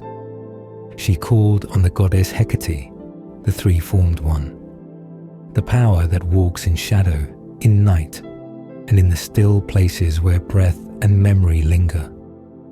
She offered words shaped by ancient speech, old as stone and dark as the spaces between stars. She asked for help, not to destroy, but to renew, and act harder and heavier than any curse.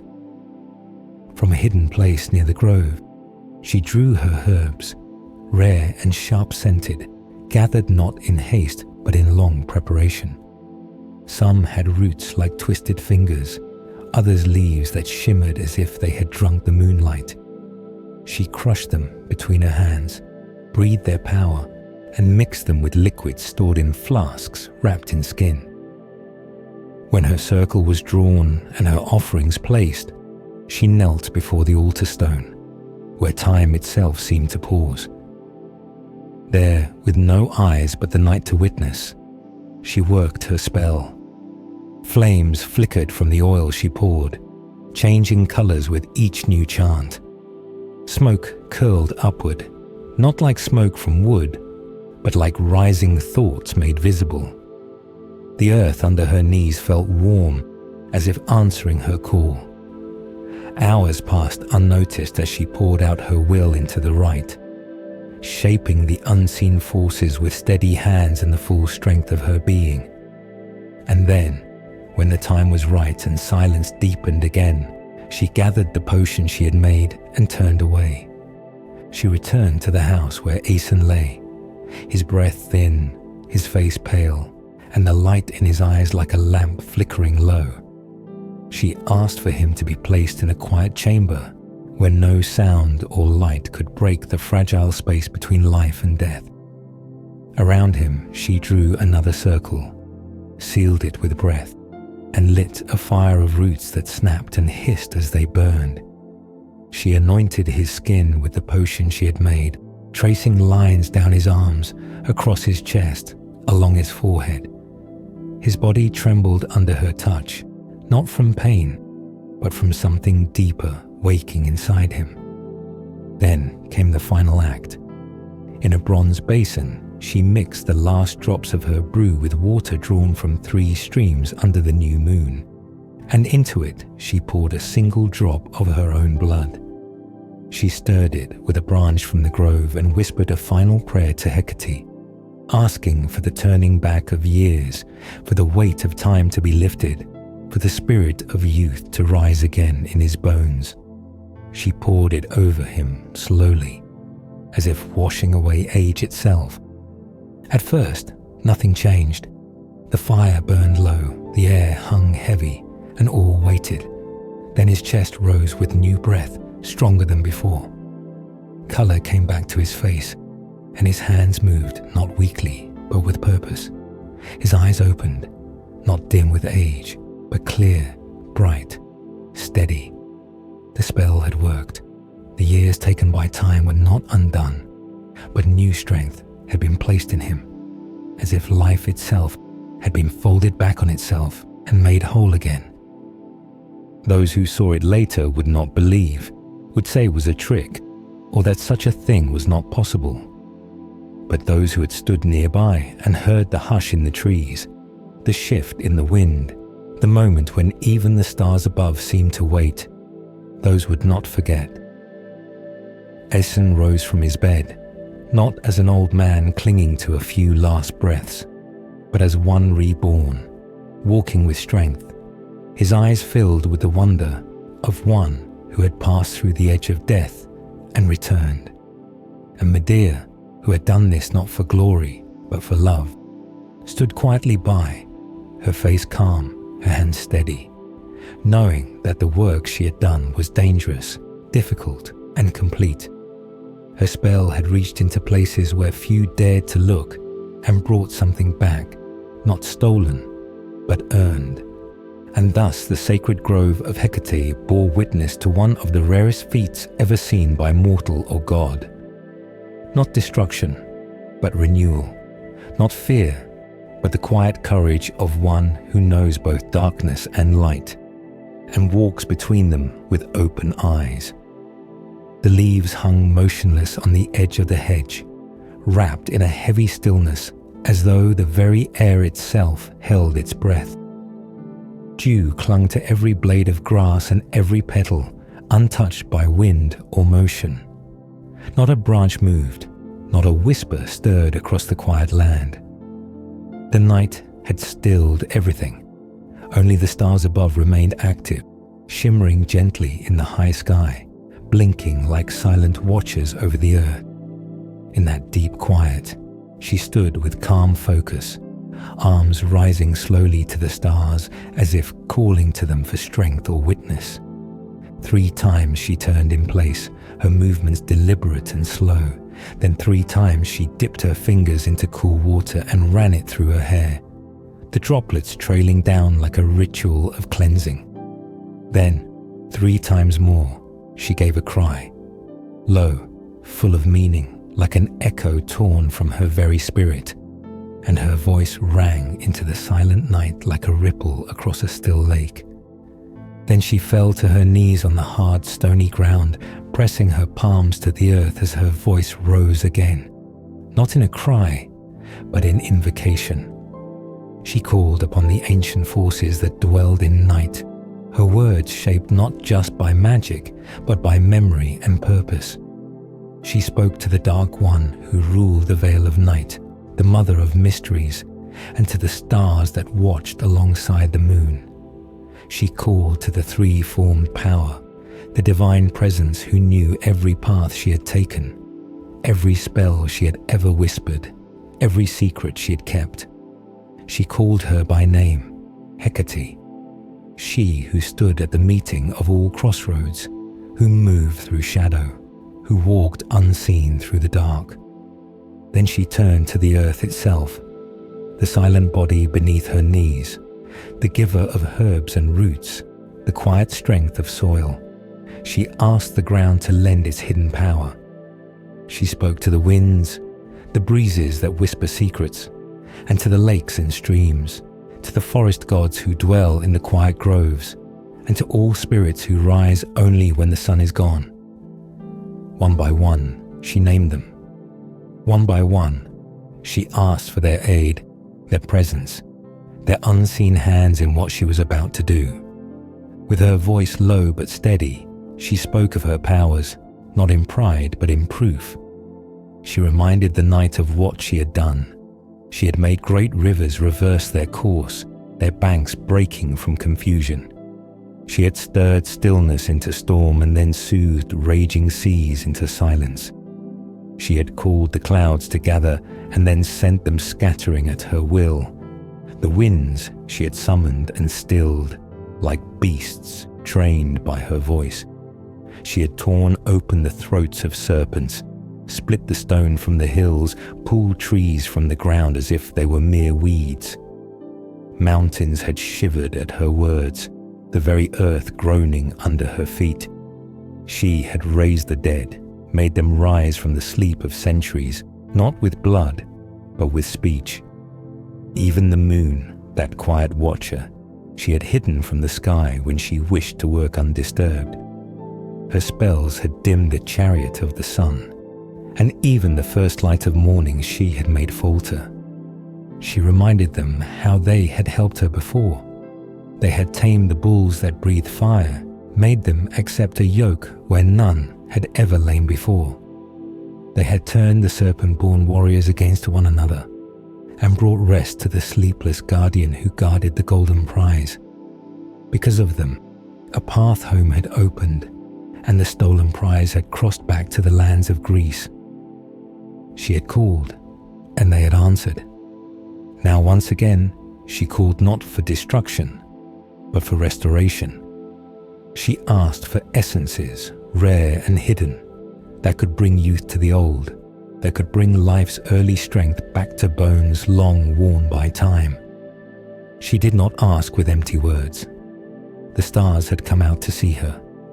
Her chariot, drawn by winged serpents, had descended from the sky itself, and now waited nearby, its purpose clear.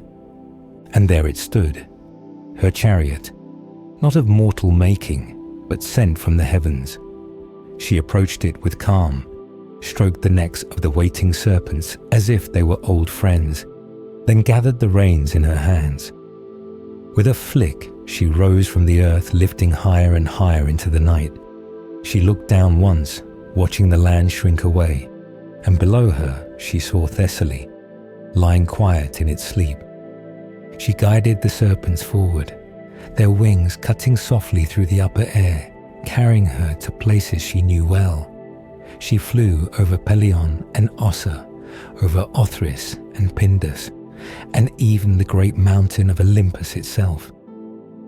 She looked down at each, knowing where the rarest roots grew. With swift hands she reached from the sky and plucked them.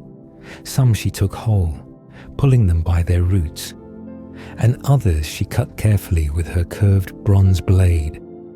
She knew where to find each herb, and she never hesitated. She gathered more along the green banks of Apidanus and Amphresis. She did not pass over Enipius, for she knew what grew there, and she touched Peneus too, and broad Sperchius. Even Bobe, with its reedy edge, gave her what she sought. Each plant she took held power. She did not waste time on what was common. She sought the rare, the hidden, the ones that bent to her alone. And then, from Anthedon, she took what would be most important, the grass of life. At that time, no one yet knew it by the name it would come to carry, for its fame had not yet spread. The world had not yet whispered of the change it would bring, of the power it held, or of the shape it would one day cause to shift from sea to land. But she knew, she always knew.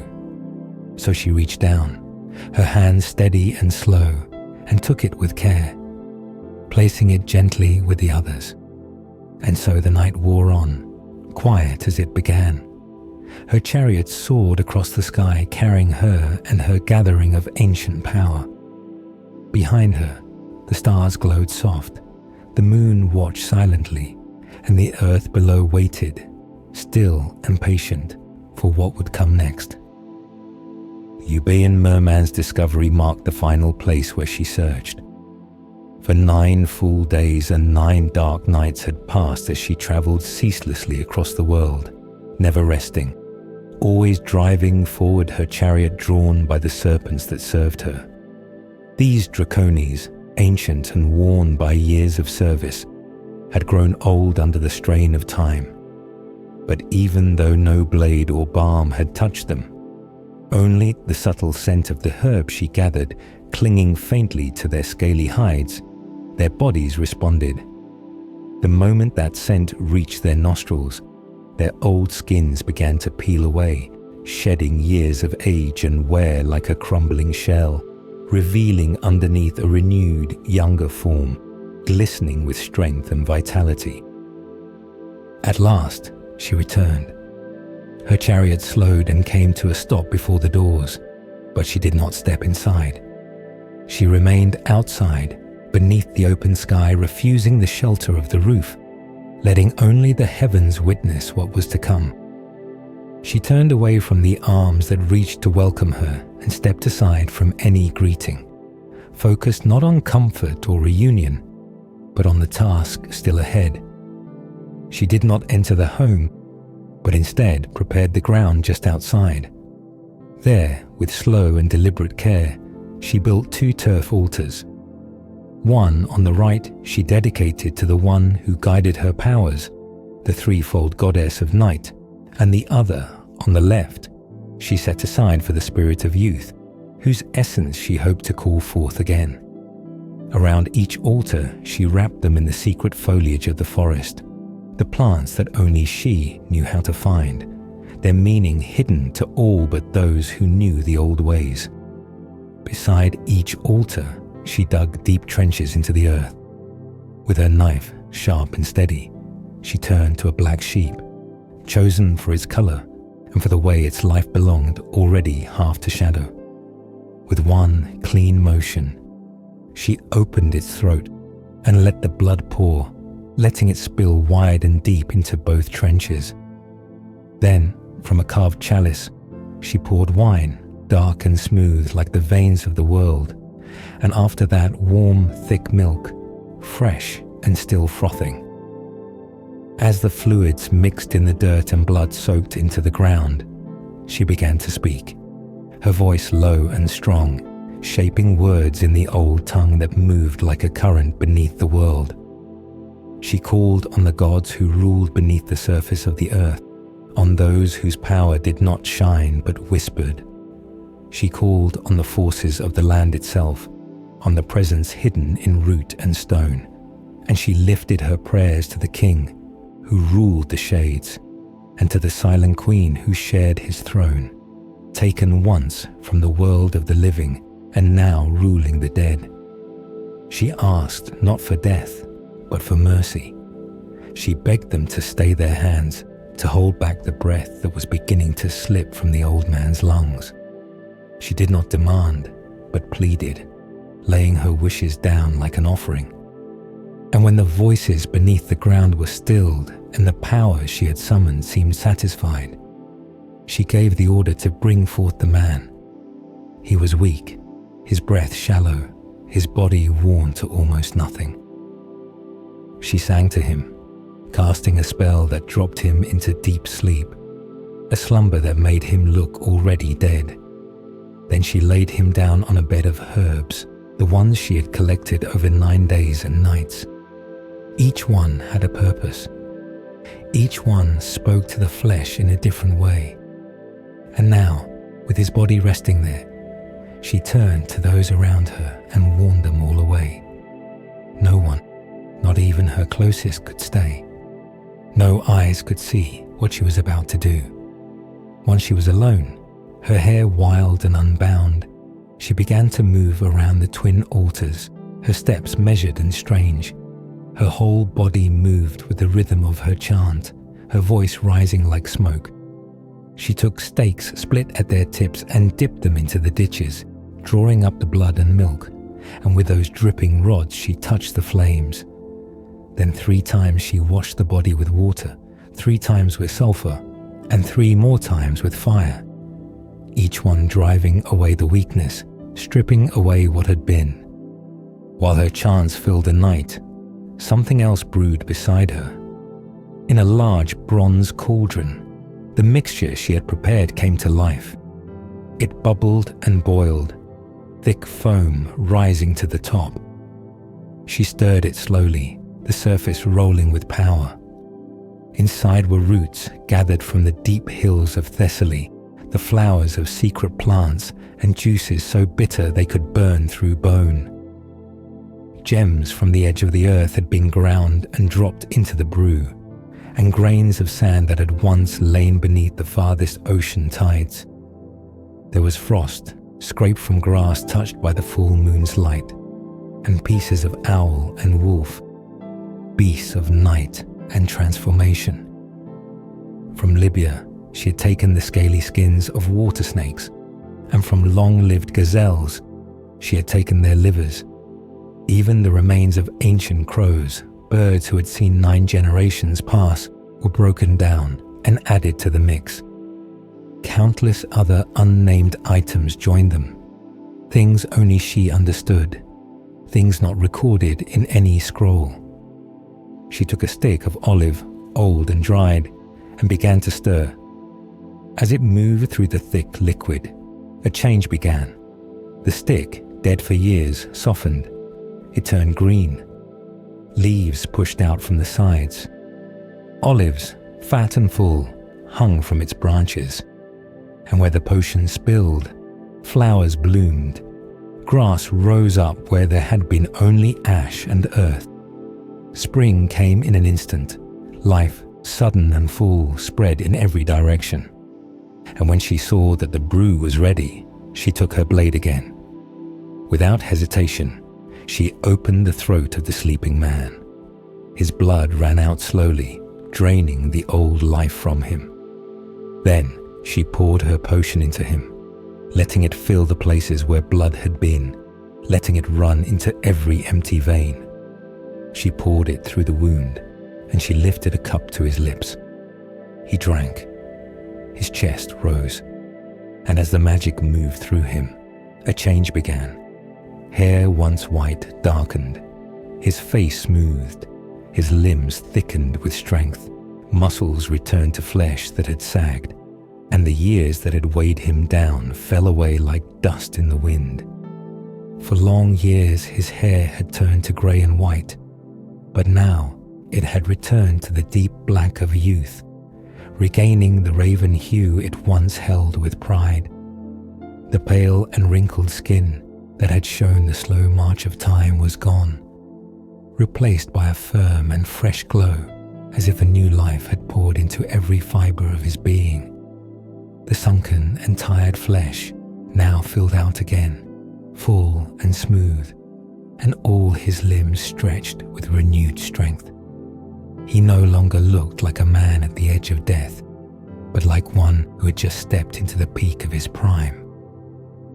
Then the old man opened his eyes and slowly rose, looking down at his hands, feeling the weight of his body, and as he saw what had become of him, he gasped softly in wonder. His body now held the power and glow of 40 years ago, as if time itself had been forced to forget its work on him. Far away, her voice rose again, and she called out not to the world of the living, but to the one who ruled the darker mysteries. She cried to the goddess who bore 3 forms, the one who lit the silent rites with her shifting light, the one who watched from the sky and moved through the night. Hecate. She called to her as a witness, as a source, as the force behind all her art. And as she cried out, she remembered the vows once made to her under Hecate's gaze, when another had sworn loyalty and love in the name of gods who now stood silent. Yet even in her anger, she found the cruelest curse not in death, but in letting that oath-breaker live. For there was no torment greater than continued life after betraying such promises. Her hands prepared a gift, one that shimmered and glowed with beauty, a fine robe, delicate and flowing, and a golden necklace woven with care and set with bright stones. There was a band too, a fine golden band, its surface alive with the sparkle of gems. It glittered like the sky at night, like stars wrapped around the air itself. But these gifts were not what they seemed. Before they would be sent to the bride, she drenched them in poison. Every thread and every jewel would now hold death in silence. As she finished her work, she whispered to the goddess again, to Hecate, to lend her the power she needed. She set up the altar and lit the flames. The fires burned high and crackled loud within the palace, echoing with the heat of what was to come. From nearby, someone who had watched her before knew well what her sorrow could become. The one who had seen her grieving said that her pain now grew into something terrible, something alive. It was not a quiet sadness, but one that fed on itself, making its own flames and finding new strength from old hurt. Many times she had fallen into frenzy, shouting to the skies and calling down stars, bending the heavens with her cries. But now she was beyond even those moments. Now she walked with fire in her step toward the place she kept for herself, her shrine, the one tied to the dark goddess. And there she opened all her stores, not holding back anything. She brought out every secret she had ever kept, every dark tool she feared to use before. She gathered her powers, ancient, hidden, and feared, and she made her plea at the grim altar, using her left hand, the one tied to shadow, to summon the things that destroy. She called to the sands of the burning deserts, and to the ice held tight in the grip of frozen lands, and to all the things that were neither fully of the world nor fully outside it. And they heard her. Her voice pulled snakes from their holes and dens, their long bodies sliding across the earth as they answered her chant. As they gathered, she laid out her collection of deadly plants. Some she had taken at the break of day when the sun first stirred. Others she had picked at midnight. One she had snapped with a whispered charm, her fingers brushing it without steel. Each plant was placed in a heap, each one carrying a different kind of threat. Some burned like fire, others chilled like frost. She mixed them with care. To the plants she added poisons, and to the poisons she added birds, not just any, but ones filled with dark omens. The heart of the owl that sees death, the guts of the screeching bird still alive when she tore them out. She laid these beside the herbs, along with other nameless things that the earth itself hid from view. She stirred the pot. She crushed what needed to be crushed. She squeezed out the venom from the snake she had drawn, and let it drip into the mix. But her magic did not rely on things alone. She added her words too. Words just as powerful as the poison she stirred. Words that had no place in daylight. Words not meant for any ear but the gods of the dark.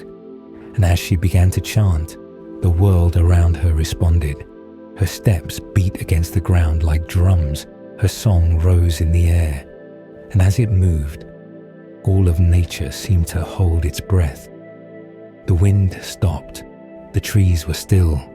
Even the earth itself trembled beneath the power of her voice. She did not call to the heavens, but to the place where light does not shine.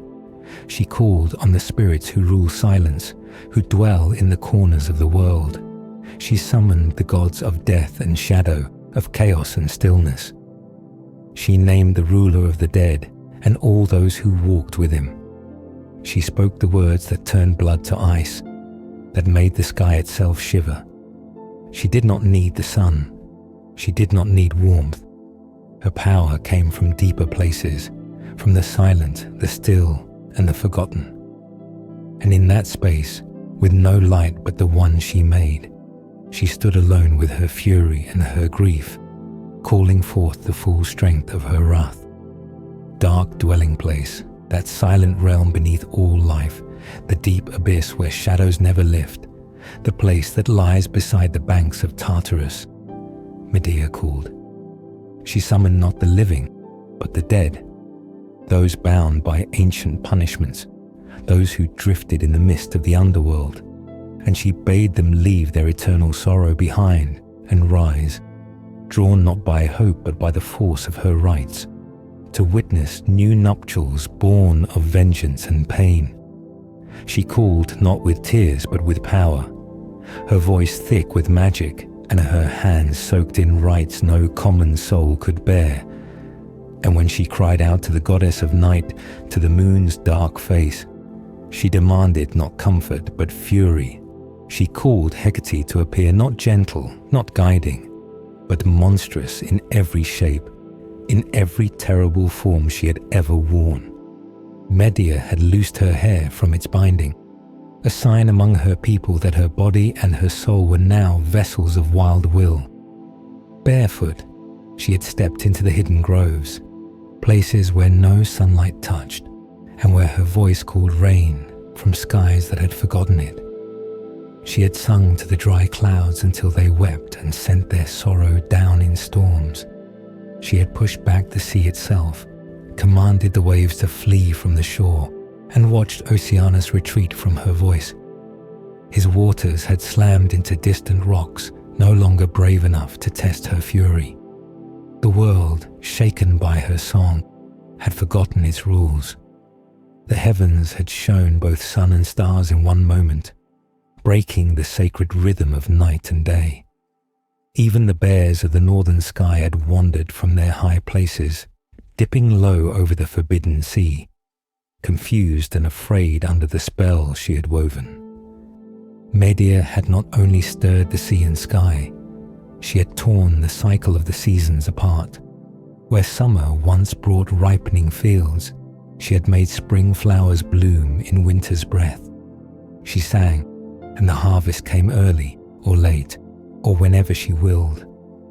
The Phasis River, usually swift and proud, turned on itself, moving backwards as if trying to escape its own current. The Hister, broken into many mouths, could no longer rage as it once had. It flowed now with slow sorrow, each channel sluggish and uncertain. She had made the ocean rage, though no wind blew. The forests, ancient and full of hidden memory, lost their shadows when she commanded light to fall on them. Even the sun, in its proud march across the sky, had stopped mid-journey, obeying the pull of her voice. The Hyades, the stars that bring the rain, had begun to tremble, unmoored from their place by her words. Now she knew the time had come. The rites of the goddess were near. For Hecate she brought gifts, terrible sacred offerings made with hands red from blood.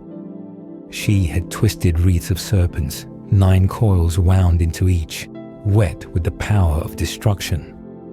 She laid before the goddess limbs torn from the monstrous Typhoeus, whose revolt had once made even the throne of Zeus tremble. She spilled blood that had belonged to Nessus, the centaur whose betrayal in death had poisoned the greatest hero. Ashes from a pyre were scattered here, from the place where Heracles had burned, the flames drinking the pain from his body as it died.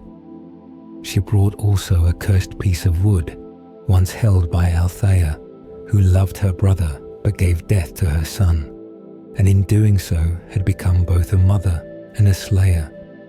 The feathers she brought had been torn from the harpy who fled the sons of the north wind, and mixed with them were the sharp quills of the bird of Lerna, wounded by bronze-tipped arrows. All these she laid before the altar, each one humming with ancient pain. And when the air thickened, when the altars gave their voice back to her, she knew the goddess was near. The tripods, sacred and trembling, rocked from side to side as if stirred by invisible hands. And then she saw it, Hecate's chariot, not the silver glory that carried light across the dark, but the dreadful form.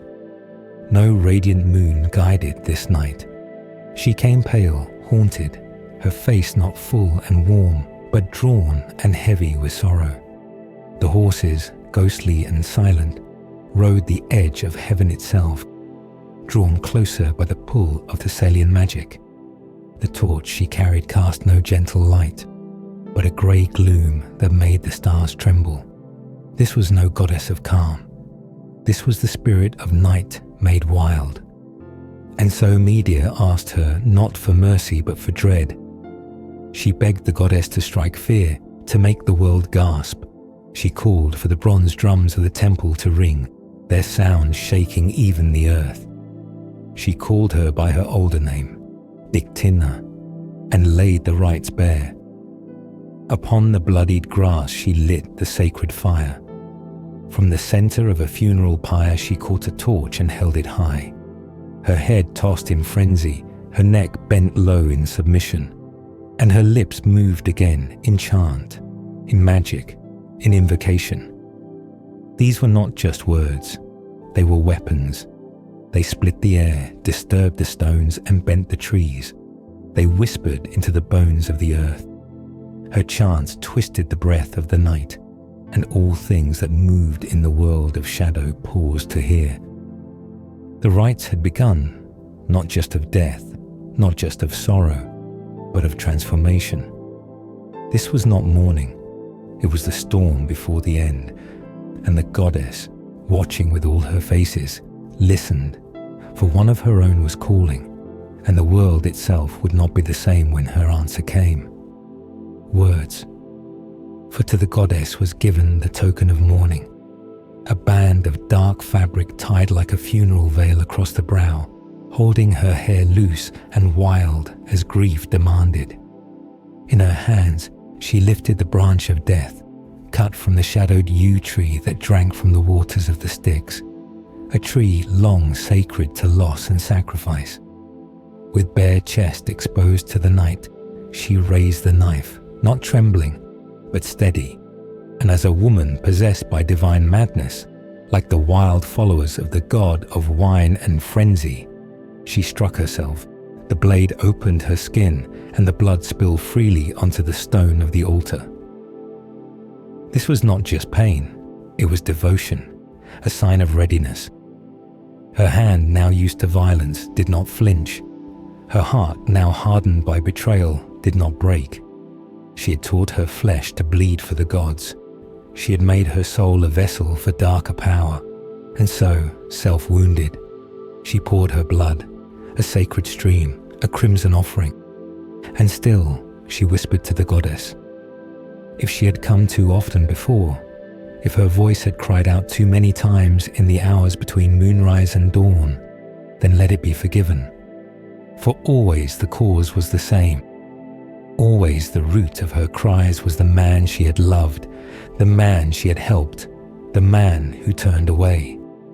And though she had called Hecate in many nights past, now again she begged for power, for vengeance. She reached now for the file that held her next working.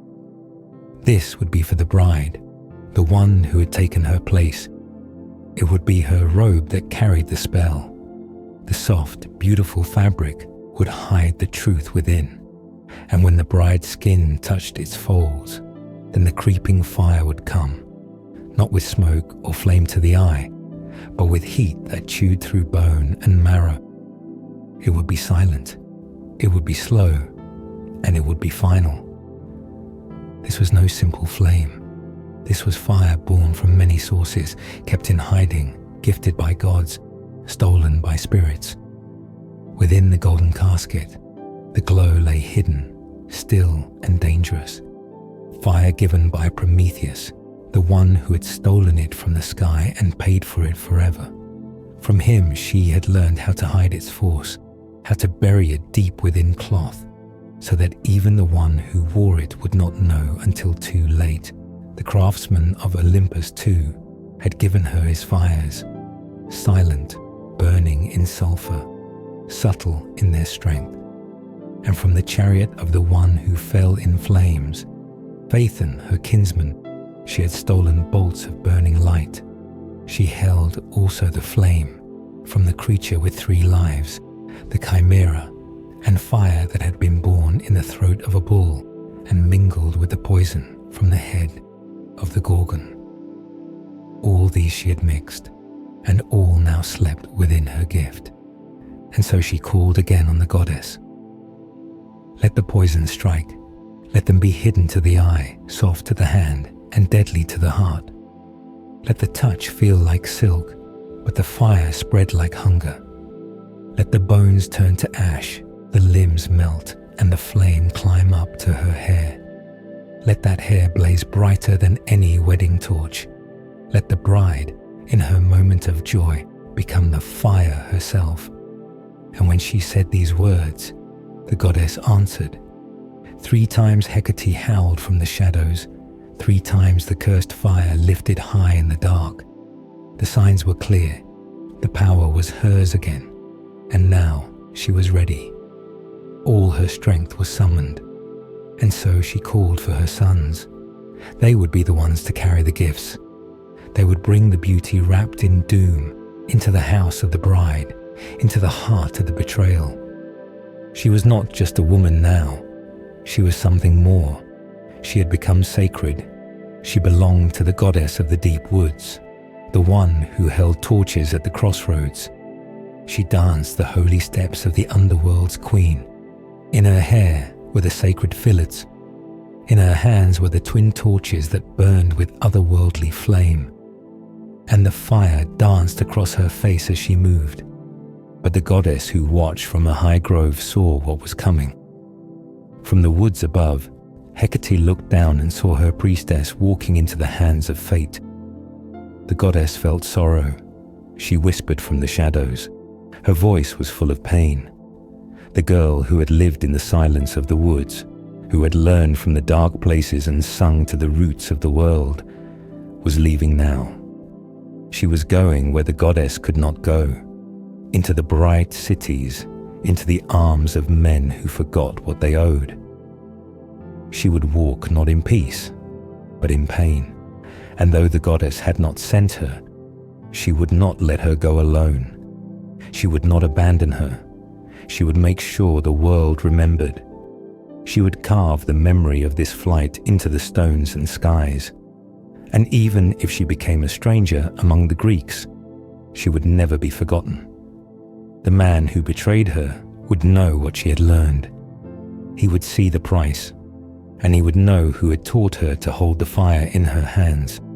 For she had been shaped by the goddess. The sacred paths she walked had left their mark. Her hands had mixed the roots of the mountains. Her voice had bent the wind. The wild things knew her. The stars had heard her, and the world would remember.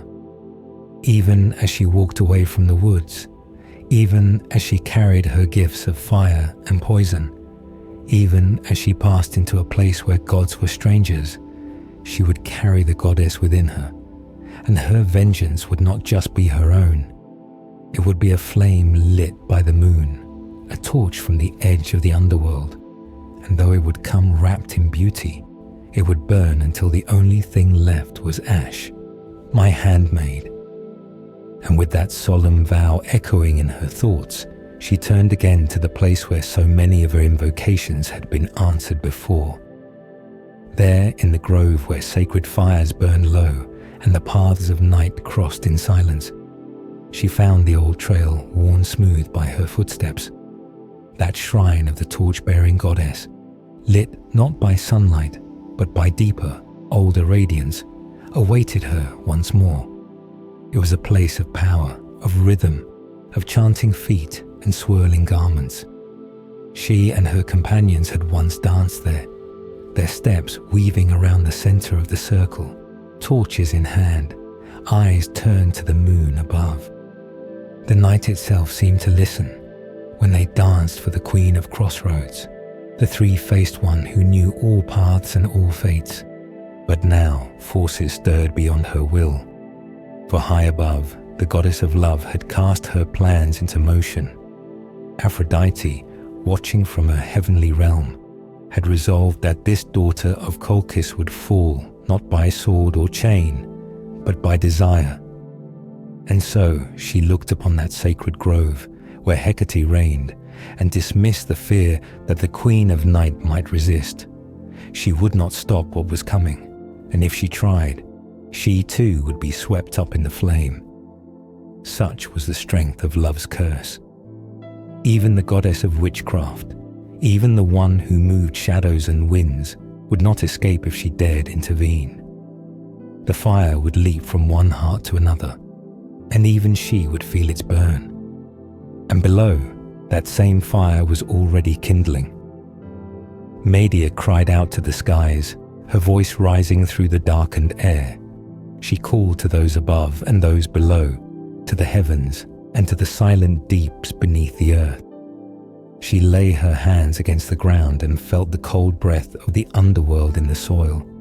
She wept not from weakness, but from the weight of the feeling inside her, a love that had no peace, a hunger that pulled at her soul. She begged the gods of night to end it, to give her death if love could not be undone, to send her into darkness and drag the one who had sparked her. Madness down with her. Let them both be shadows. Let them both vanish into silence. She asked for an ending, any ending, but the story had more to tell. There was a task yet to face. She knew it. She warned him. The great tree still stood, rooted deep and ancient, watched by the coiled beast that never slept. The fleece lay high in its branches, and the dragon's breath kept it from all hands. That fire could not be quenched by metal or brute force. It would take something more, something dark, something old. She told him to believe, not only in her, but in the goddess who walked beside her, the Queen of Night. Trust in their power, and the task might yet be done. Still, she knew her spells would not be enough. Not yet. She needed something stronger, something more ancient than her usual herbs, something fed not by sun or rain, but by pain and divine wrath. And so she turned to the mountains, to the place where the chain god bled forever. There, high among the cliffs where storms never ceased and snow never melted, a plant had grown, its roots soaked not in water, but in the blood of Prometheus. The liver of the punished Titan, torn daily by the bird of doom, had nourished the strange bloom. Its petals defied fire, its stem did not bend. It was born of agony and strength. First, the goddess herself had cut it, using a blade cooled in the dark waters of the underworld. Then, when the moon had risen 10 times over, she showed it to her chosen servant. Medea took up the blade. She climbed to the rocks where even the vulture paused in flight. She saw the bones, the blood, the chains. She saw the face of the one who had suffered without end. And when she reached for the flower, her hand did not tremble. The pain surged through the cliffs. The captive Titan groaned. His bonds clattered with dread. He could feel her, this priestess of shadow, this wielder of power, taking what had grown from his torment. Her sickle cut the stalk. The wind howled around her, but still she pressed on. She harvested what was needed. She did not flinch. And as she descended, that power gathered in her like a storm. With chance carried through the dark, she moved across the world of night. She walked among tall trees, their leaves whispering of her coming. She passed into the shade of the triple goddess, the one who held the key to every crossroad and every fate. And there, in the deep hours before dawn, she met him, the man for whom she had bled, the man for whom she would now wield this final charm.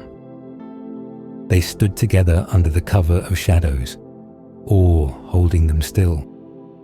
The grove watched, the goddess watched, and the power between them, born of divine fire and mortal choice, grew quiet and full.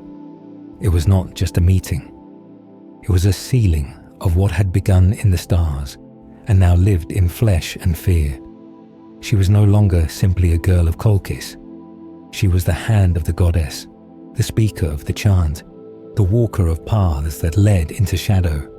And so, as the flames of the torches flickered low and the night stretched on, she held the weight of all that had come before, and all that was yet to come. She stood in the full light of Hecate's gaze, and the spell she would cast was more than magic. It was fate made flesh. Like silent firs or motionless cypresses, she stood, unmoving in the shadows, her breath shallow, her eyes steady, her hands trembling only slightly, with the weight of what she carried. And already, as if guided by an ancient rhythm, she had begun to draw from the folds of her garment the hidden herbs, those titanian roots whose power stretched deep into the oldest places of the earth, and the potent gifts handed down through the line of the goddess Persian Hecate. These were not mere leaves and stems, but the sharpened edge of unseen forces gathered in silence, guarded in darkness. And now she brought them forward, groaning under the burden of her emotions, with tears streaming down her cheeks, and placed them softly, yet with finality, into the hands of the young man who stood before her, offering him not only the poison, but the path that her heart had already chosen. And far away, across the stretch of sea and time, in another part of the world, another story of shadow and flame took root, born of the same divine blood. There, it was said, The one called Hecate had joined herself to a king, and from their union came daughters and a son. Of the daughters, one was known for her rage and fire, the other for her calm command of storms and silence. Circe, they called her, the one who gathered roots and cuttings, who laid bare the inner secrets of plants, who wandered through the wild places searching for whispers locked in bark and blossom. Though her sister would become a legend of betrayal and vengeance, Circe, too, was shaped by her mother's hand and learned from her the secret craft, the way to pull forth essence from root and turn it into power. She, too, found meaning in the stillness, in the chant, in the hidden pulse of the world. And when the time came, Circe called upon the same forces. She did not speak softly, nor did she wait to be wronged. Instead, when rage filled her heart and the hunger for control consumed her, she turned to the chant and the flame. She bent her head to unknown gods, gods whose names the world did not speak, gods of silence and turning skies. She sang until the moon herself faded, until the pale disk that rode the night slipped behind veils of thick, thirsty clouds.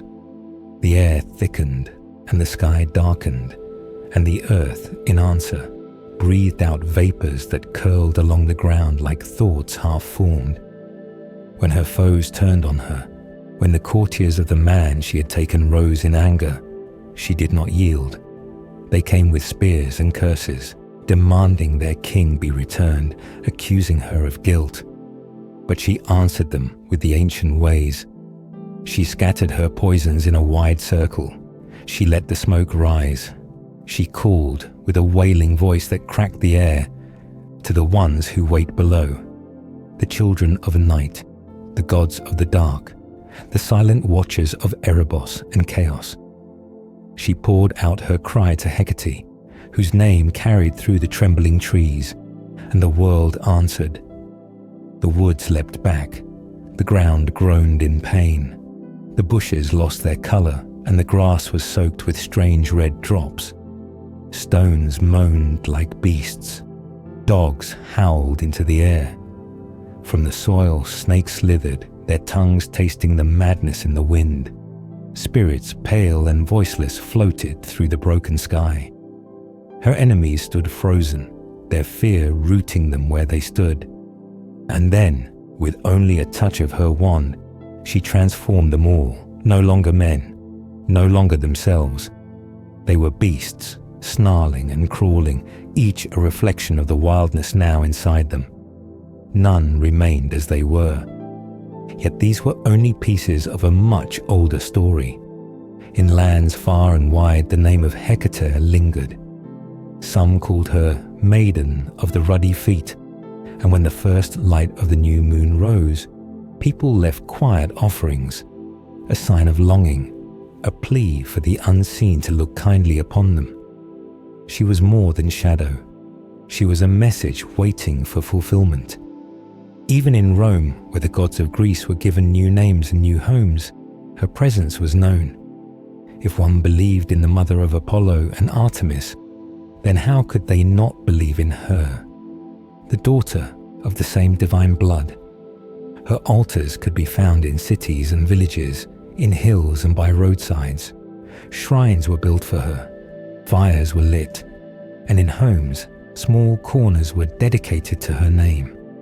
These household shrines were quiet sentinels, guarding against the drift of ill will, protecting against curses, against the silent glance of the evil eye.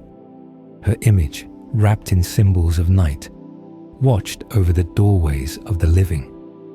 In ancient times, the line between protection and power was thin. Hecate's presence at the threshold was more than symbolic. It was necessary. She stood at the edge of things, where one space became another, where choices split and fates diverged. She was invoked not with pride but with caution. Not all could call upon her safely. Not all could endure the answer. In scattered texts and forgotten fragments, her stories whispered on. A poet once called her by the flicker of her torch, by the steps of her procession, by the silence of her gaze. She did not demand temples of stone or hymns of grandeur. What she required was knowing.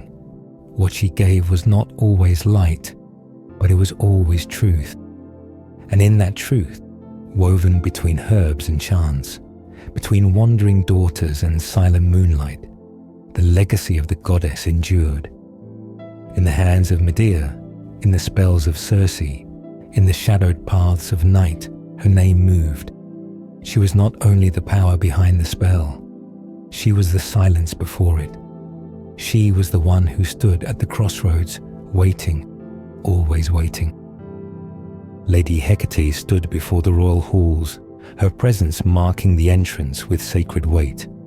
At the thresholds of power and silence, she held her post, not as a guest but as a guardian, a quiet watcher who stood at the edge of what was known and what remained hidden. Within the home, deeper than the outer rooms, where only a few dared to step, she was also there, not in stone, not in shadow, but in the inner chamber itself. Her image did not glare or command. It stayed close, chosen, trusted, always near.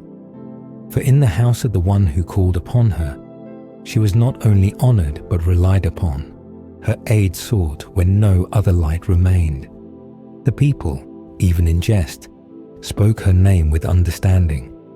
In the laughter of plays and the noise of the city, there were truths nestled in the words.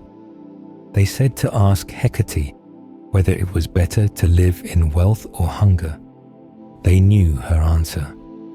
The rich, they said, always sent her meals on the first day of every month, setting down food at the front door shrines, offerings given with quiet hope and private fear. The poor, hungry and swift, were said to snatch the food away before the prayers could rise with the smoke. And still, each month, the ritual returned. Some laughed and said a time would come when every citizen would turn his own doorstep into a court, judging all things from within. Each man, they claimed, would build a little altar like the ones that already stood for Hecate. Those figures of three faces placed before every door. These shrines were not simply stone, but stations of power, and they grew in number, each one a signal that something sacred lived between comings and goings. At the edge of roads where paths split and fates parted, she waited again. The Lady Hecate, her shrine placed at the crossroad, watched without moving. She saw what passed and what never returned. She knew what turned back and what carried on. Some said it was Alcmenes who gave her three faces first, molding her in triple form so that she could look in every direction at once. This image stood near the temple of wingless victory, beside the steps of power on the high ground of the city. Her faces did not smile, but they saw all. Each face turned to a road, each eye opened to a possibility. It was told in poetry and song that Hecate's faces looked in three directions, and by this she kept safe the triple ways, guarding not one path but all that crossed. She became the watcher of those who did not know which way to go. When the night grew full and the winds held their breath, her name was howled at the city crossroads, her voice echoed by those who needed more than light. In Attica, her cult lived strong. In Athens, every home bore signs of her. Shrines and images stood at porches, altars raised where one world met another. They said each house had one. Each citizen bowed before his own threshold, each dwelling made sacred by her unseen steps. The city did not simply tolerate her. It shaped itself around her. At Eleusis, where the mysteries ran deep, where secrets old as the earth stirred beneath stone and soil, she was one of the central goddesses, alongside the one who brought the grain and the one who vanished below. She moved through the sacred rites. In the story of the stolen girl, her name was spoken. She did not cry out, but she saw. When the mother of grain searched the world and no one answered, Hecate was there, silent, watching, bearing witness to what had passed into shadow. Even in laughter during festivals and plays, her role was not forgotten. When the women gathered to pray at the festival held for the great goddesses, her name rose among them. The herald cried out for silence, then called upon the names that mattered: Demeter and the stolen daughter, Plautus, the giver of wealth, Caligenea, Kurotrophos, gay the earth, Hermes, and the Graces. Among them Hecate stood, guardian of children, protector of growth, keeper of shadow. She was prayed to not with fear but with hope.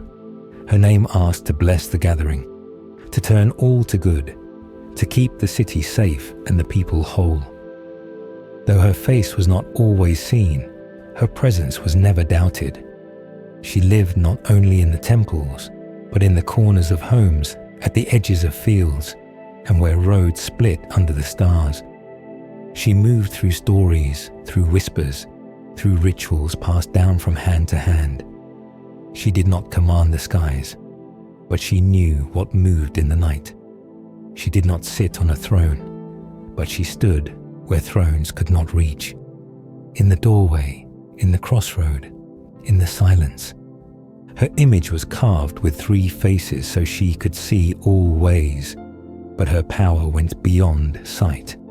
She was not simply a goddess of magic, or night or death.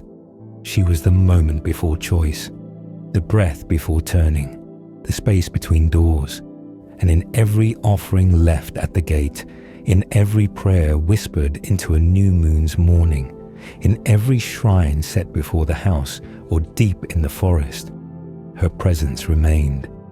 Even now, her name lingers in places where paths meet, and whether spoken with reverence or muttered in jest, it carries the same old power, the kind that watches, the kind that waits, the kind that knows. It was with great joy and loud cries of Iopan, Iopaean that the people lifted their voices in celebration, rejoicing not only for themselves, but for the one who had most deserved their praise, the one whose favor and mysteries had brought blessings to both the people of the city and the women who kept her rights. They called out their prayers to the heavens, asking for happiness to remain among them, and their voices carried across the land in honor of one whose name had long been part of their sacred traditions. In the land of Aegina, where the sea wind swept through the narrow streets and the stones remembered old steps, she was worshipped above all. Among the gods, it was she whom the Aeginans honored the most. Every year, with solemn dedication and secret rites, they celebrated her mysteries, saying that it was Orpheus, the singer from Thrace, who first brought these rites to them. Within the sacred enclosure stood a temple, quiet but full of meaning, and inside that space was a wooden image made by the hand of Myron. This image did not bear 3 faces, as others later would craft. Here she had 1 face and 1 body, simple and strong. It was another, a sculptor named Alcamenes, who later gave her 3 forms in Athens, but in Aegina, she was singular and clear. In the region of Sicyonia, in the small town of Titana, her presence was again felt. There, in the portico of the temple of the healer god, wooden images of Dionysus and Hecate stood together with those of Aphrodite, the mother of the gods, and Fortune. Though made of humble material, their meaning was not lessened. The gods were not far. They stood among the people, close and watching. Elsewhere in the same town, upon a hill where a sanctuary of the warrior goddess rose, a different ritual took place. At the hill's base, where the altar of the winds was placed, the priest came once a year to offer sacrifice to the winds. There he performed secret rites in 4 deep pits, whispering chants and sacred charms, rites once spoken by Medea words meant to calm storms and quiet the wild gusts. The air obeyed.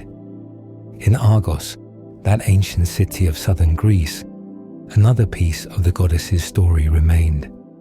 Near the shrine of the twin protectors stood a sanctuary to the goddess of childbirth, which had been built by the woman once called the most beautiful.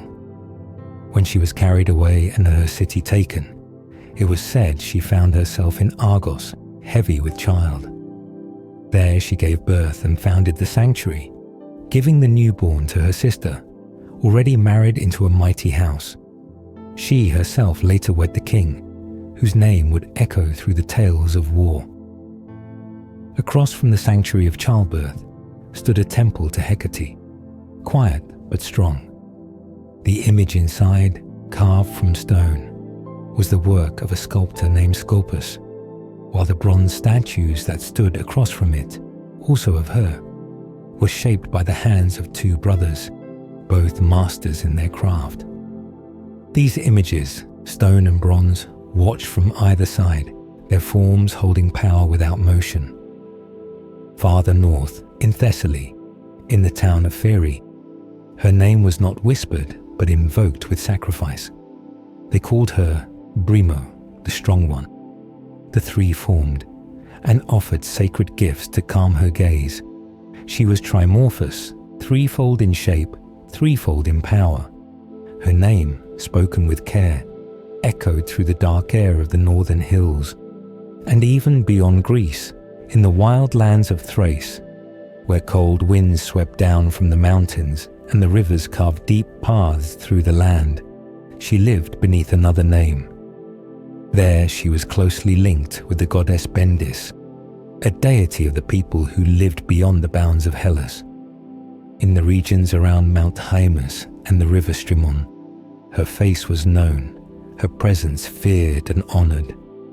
She was not just a goddess of one land, but of many names, many forms, many places.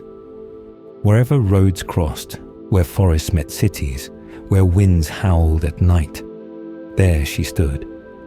Where temples rose in stone and wood, where chants were whispered into the dark, where offerings were laid in hope or desperation, she received them. Her worship was not one of great festivals alone, but of steady, quiet devotion. Porch shrines, hidden rites, secret chants. Her images were shaped in many ways, sometimes one face, sometimes three, sometimes hidden, sometimes placed in the open at crossroads for all to see.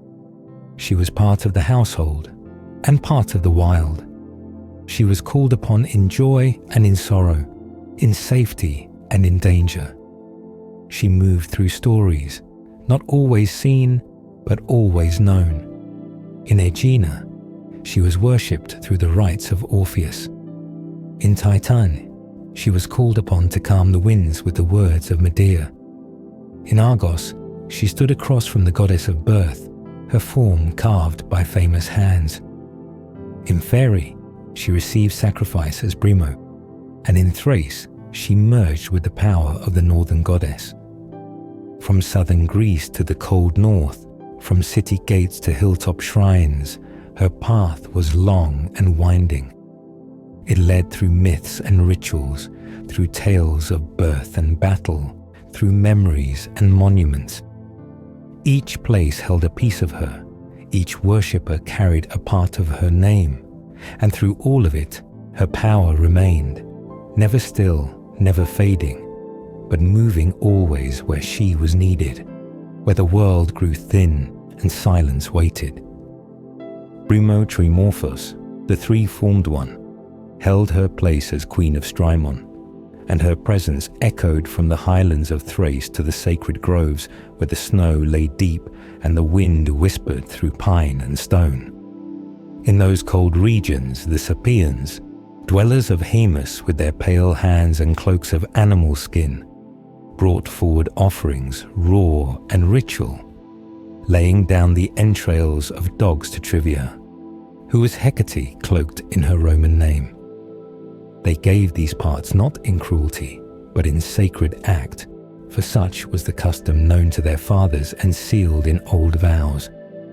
She who moved between forms, between night and magic and hidden rites, accepted them as she had accepted many things. The torchlight, the flame, the trembling hand raised in worship. Far to the southeast, across the sea where rough waves slapped the rocks of the island Samothrace, there rose a mountain named Zerinthia, and beneath it, hidden from the sun, lay a cave. This place was known only to those who dared to approach in silence, with heart open to darkness. The cave was sacred to the goddess, and within it too, dogs were slain, not for punishment or spectacle, but as a ritual of deep meaning, one that called her forth from the shadows.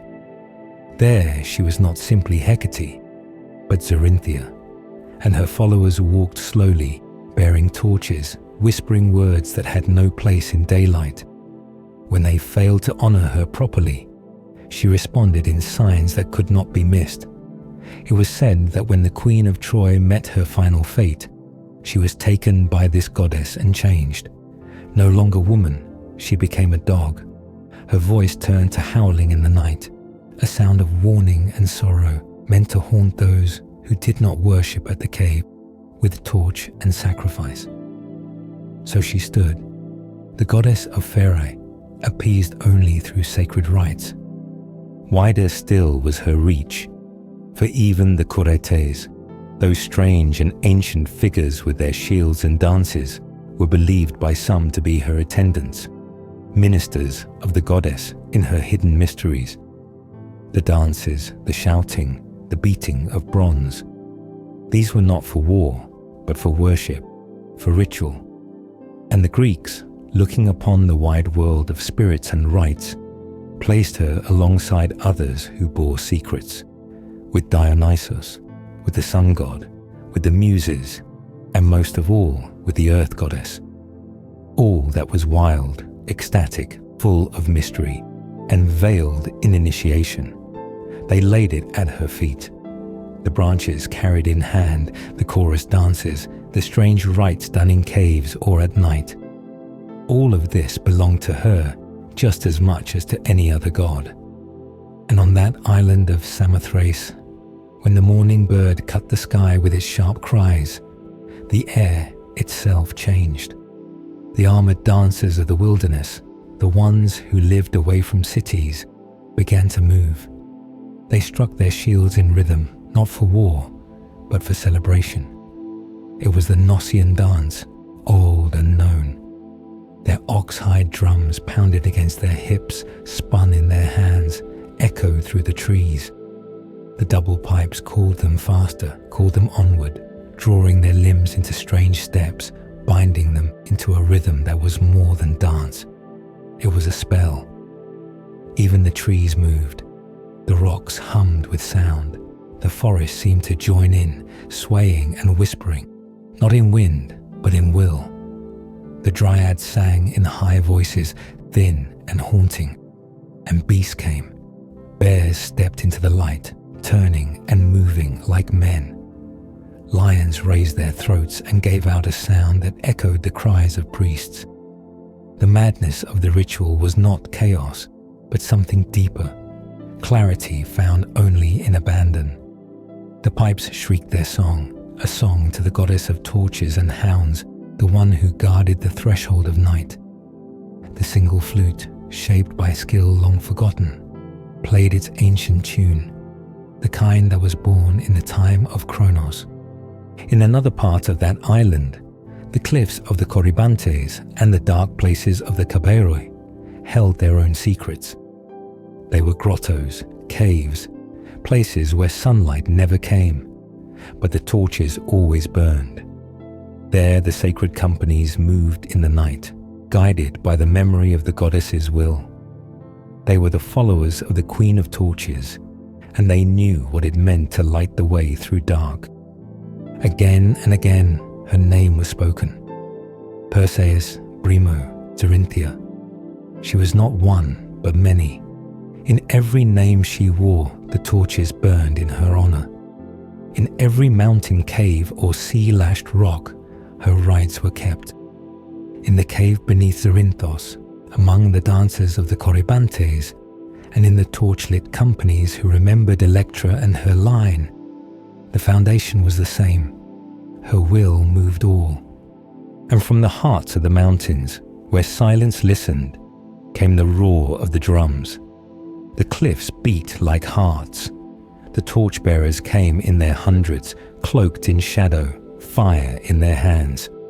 The name of the goddess stirred the wind, and even the stars seemed to shift. She had no need to speak.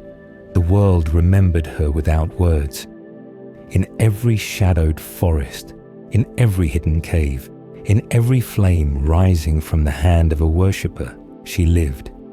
Not as a figure of myth alone, but as presence itself. So when the follower of the Kabairoi, named Alcon, raised a bolt of fire in his hand, it was not merely flame he held, but a symbol. It was a reminder.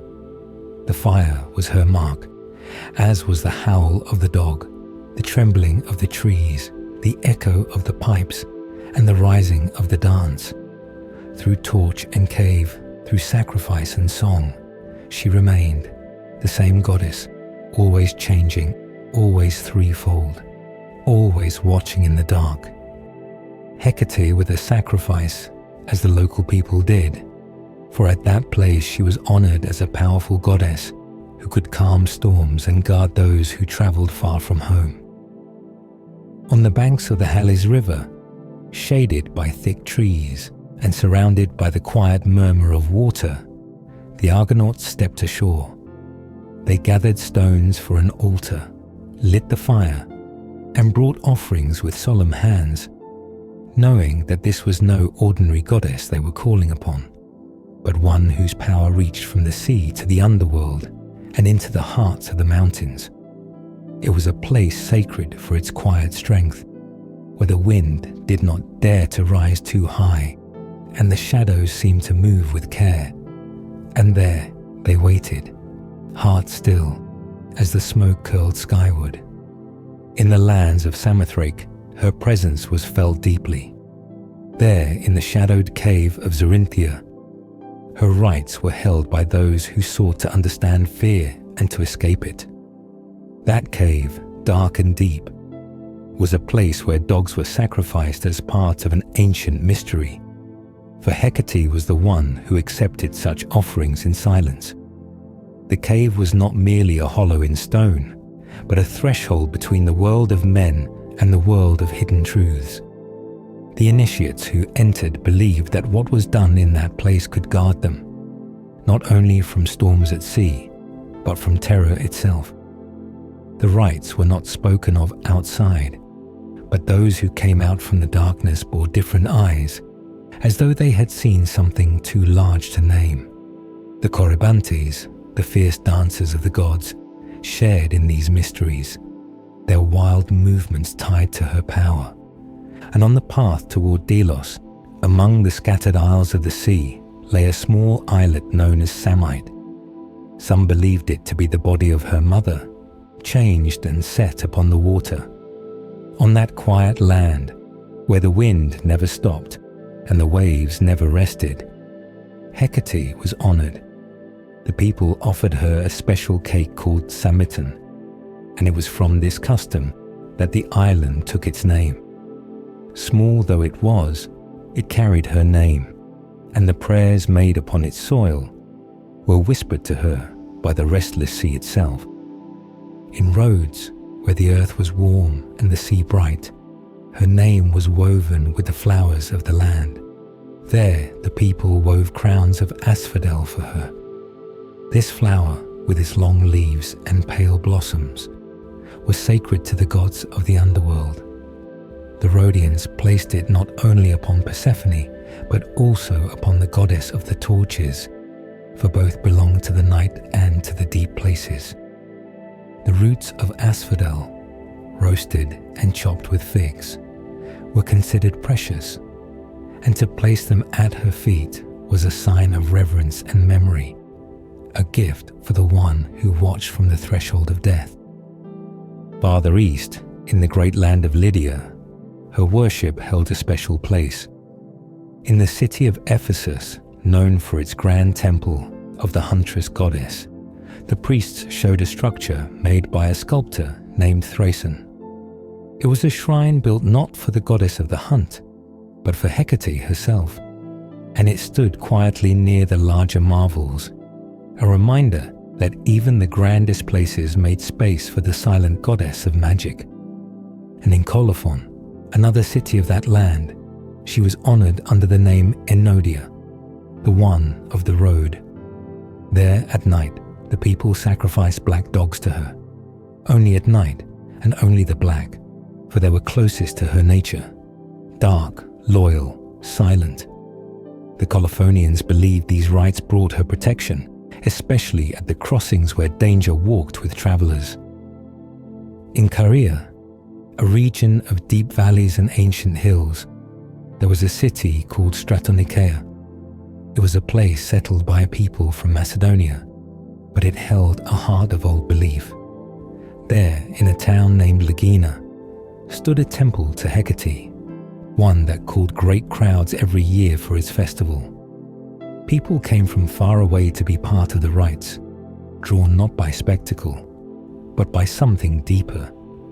The temple was not just a building, it was a gate to the sacred, a place where the people remembered the one who stood between worlds. They brought their songs, their offerings, their hopes, and she received them all. And in Paphlagonia, at the mouth of the Halys River, where the water met the sea in wide curves, the Argonauts again made their offerings as Medea had told them. They knew the power of the goddess would follow them, as long as they remembered her name, lit her fire, and made her offerings. There too the earth remembered, from the high caves of Samothrace to the shores of Delos, from the bright lands of Rose to the secret rites of Lydia, from the busy temple of Legina to the quiet riverbanks of Paphlagonia. Her name was whispered, her torches burned, and her rites were kept. She was the unseen guardian of the thresholds, the one who walked beside travelers, the one who stood at the doors of life and death, holding keys in her silent hands. The people who remembered her were many. Some called her by different names. Some built her temples from stone. Others simply left cakes or wove crowns of flowers. Some danced wildly in her name. Others lit torches and walked through the night. But in every place, in every custom, there was the same truth. She was there, watching, listening, guarding the spaces where the world grew thin. And so her worship never faded. Not through time, not through silence, not through distance. From cave to islet, from city to river, she was known. Not always loudly, not always clearly, but deeply, always deeply. And those who knew her never forgot the feel of torchlight in their hands or the quiet breath of the goddess in the wind. The offering was made to Hecate in silence, with care and sacred purpose, but what form it took, no one dared to speak of. The ritual, cloaked in secrecy and awe, was known only to those who stood by the sea that night. No voice would speak of the chants, nor of the gestures, nor of the exact shape of the sacrifice, for the act itself was wrapped in reverence too deep for common words. Even the one who remembered it well held back the details, for to speak them aloud would be to break a boundary not meant to be crossed. But the altar remained, a marker set in stone upon the beach, listing through time as a quiet witness for those who came after. It stood not for glory, not for show, but as a reminder that something had been offered there to a goddess whose presence was felt but not always seen. The winds passed by it gently, the waves lapped at its edges, and the travelers who found it often stood still, unsure of why they felt the air shift, or why they lowered their voices as they walked past. In the lands across the sea, in Sicily, there was a place called Pacinus, and it too held the shadow of Hecate's hand. There, the fate of a queen was tied to the will of the goddess, not in life, but in what came after. Hecate, once a ruler and a mother, was taken by grief and transformed into a creature that wandered the earth no longer as a woman, but as a dog, sacred to the one who ruled the night. Hecate did not cast her aside, but claimed her as an attendant, giving her a place not of shame, but of purpose. And on the far edge of the island, where the land juts into the sea like a sharp blade, her memory was bound to the earth. A cenotaph was raised there, not a tomb for a body, but a marker of loss and reverence, built by the hands of the one who had played a part in her end. He had been told in dreams, and those dreams carried the voice of the goddess, heavy with warning and command. He feared what might follow if he left the deed unanswered, and so he returned, bringing offerings to soothe the anger of the one with three necks, the goddess who watched not with one face, but many. He poured libations on the shore, the wine dark like blood, seeping into the sand as the waves curled nearby. He remembered the moment he had cast the first stone, starting the ritual of her stoning, and he felt the weight of it still. It had not been a simple act of punishment. It had been a dark sacrifice, a rite that called down the notice of the gods below. And now, at the edge of the world, he came to make it right. The stream of Helleros flowed nearby, carrying the scent of damp earth and wild plants. The winds there spoke softly, carrying the sound of water and the memory of her cries. The rites of death were given to her, not in a temple, but under open sky, before the flowing stream and the watching goddess. The people who lived nearby came to know the place, but they did not speak loudly of it. They said that the altar still held power, and that dreams came more vividly when one slept near the shore. Some came with torches, walking at night to leave small offerings, flowers, black bread, dark wine. Others avoided it, feeling something in their bones that told them to turn away. But the story of the dog that once was queen, the story of the cenotaph and the silent sacrifice, remained. The name of the goddess was not spoken without care, and her symbols were not treated lightly. Her torches still burned in the minds of those who remembered, and her path was still walked by those who understood. That power came not from noise, but from quiet, from stillness, from the spaces between the stars and the shadows beneath the trees. The altar by the sea stood as a witness. The cenotaph on the island stood as a warning.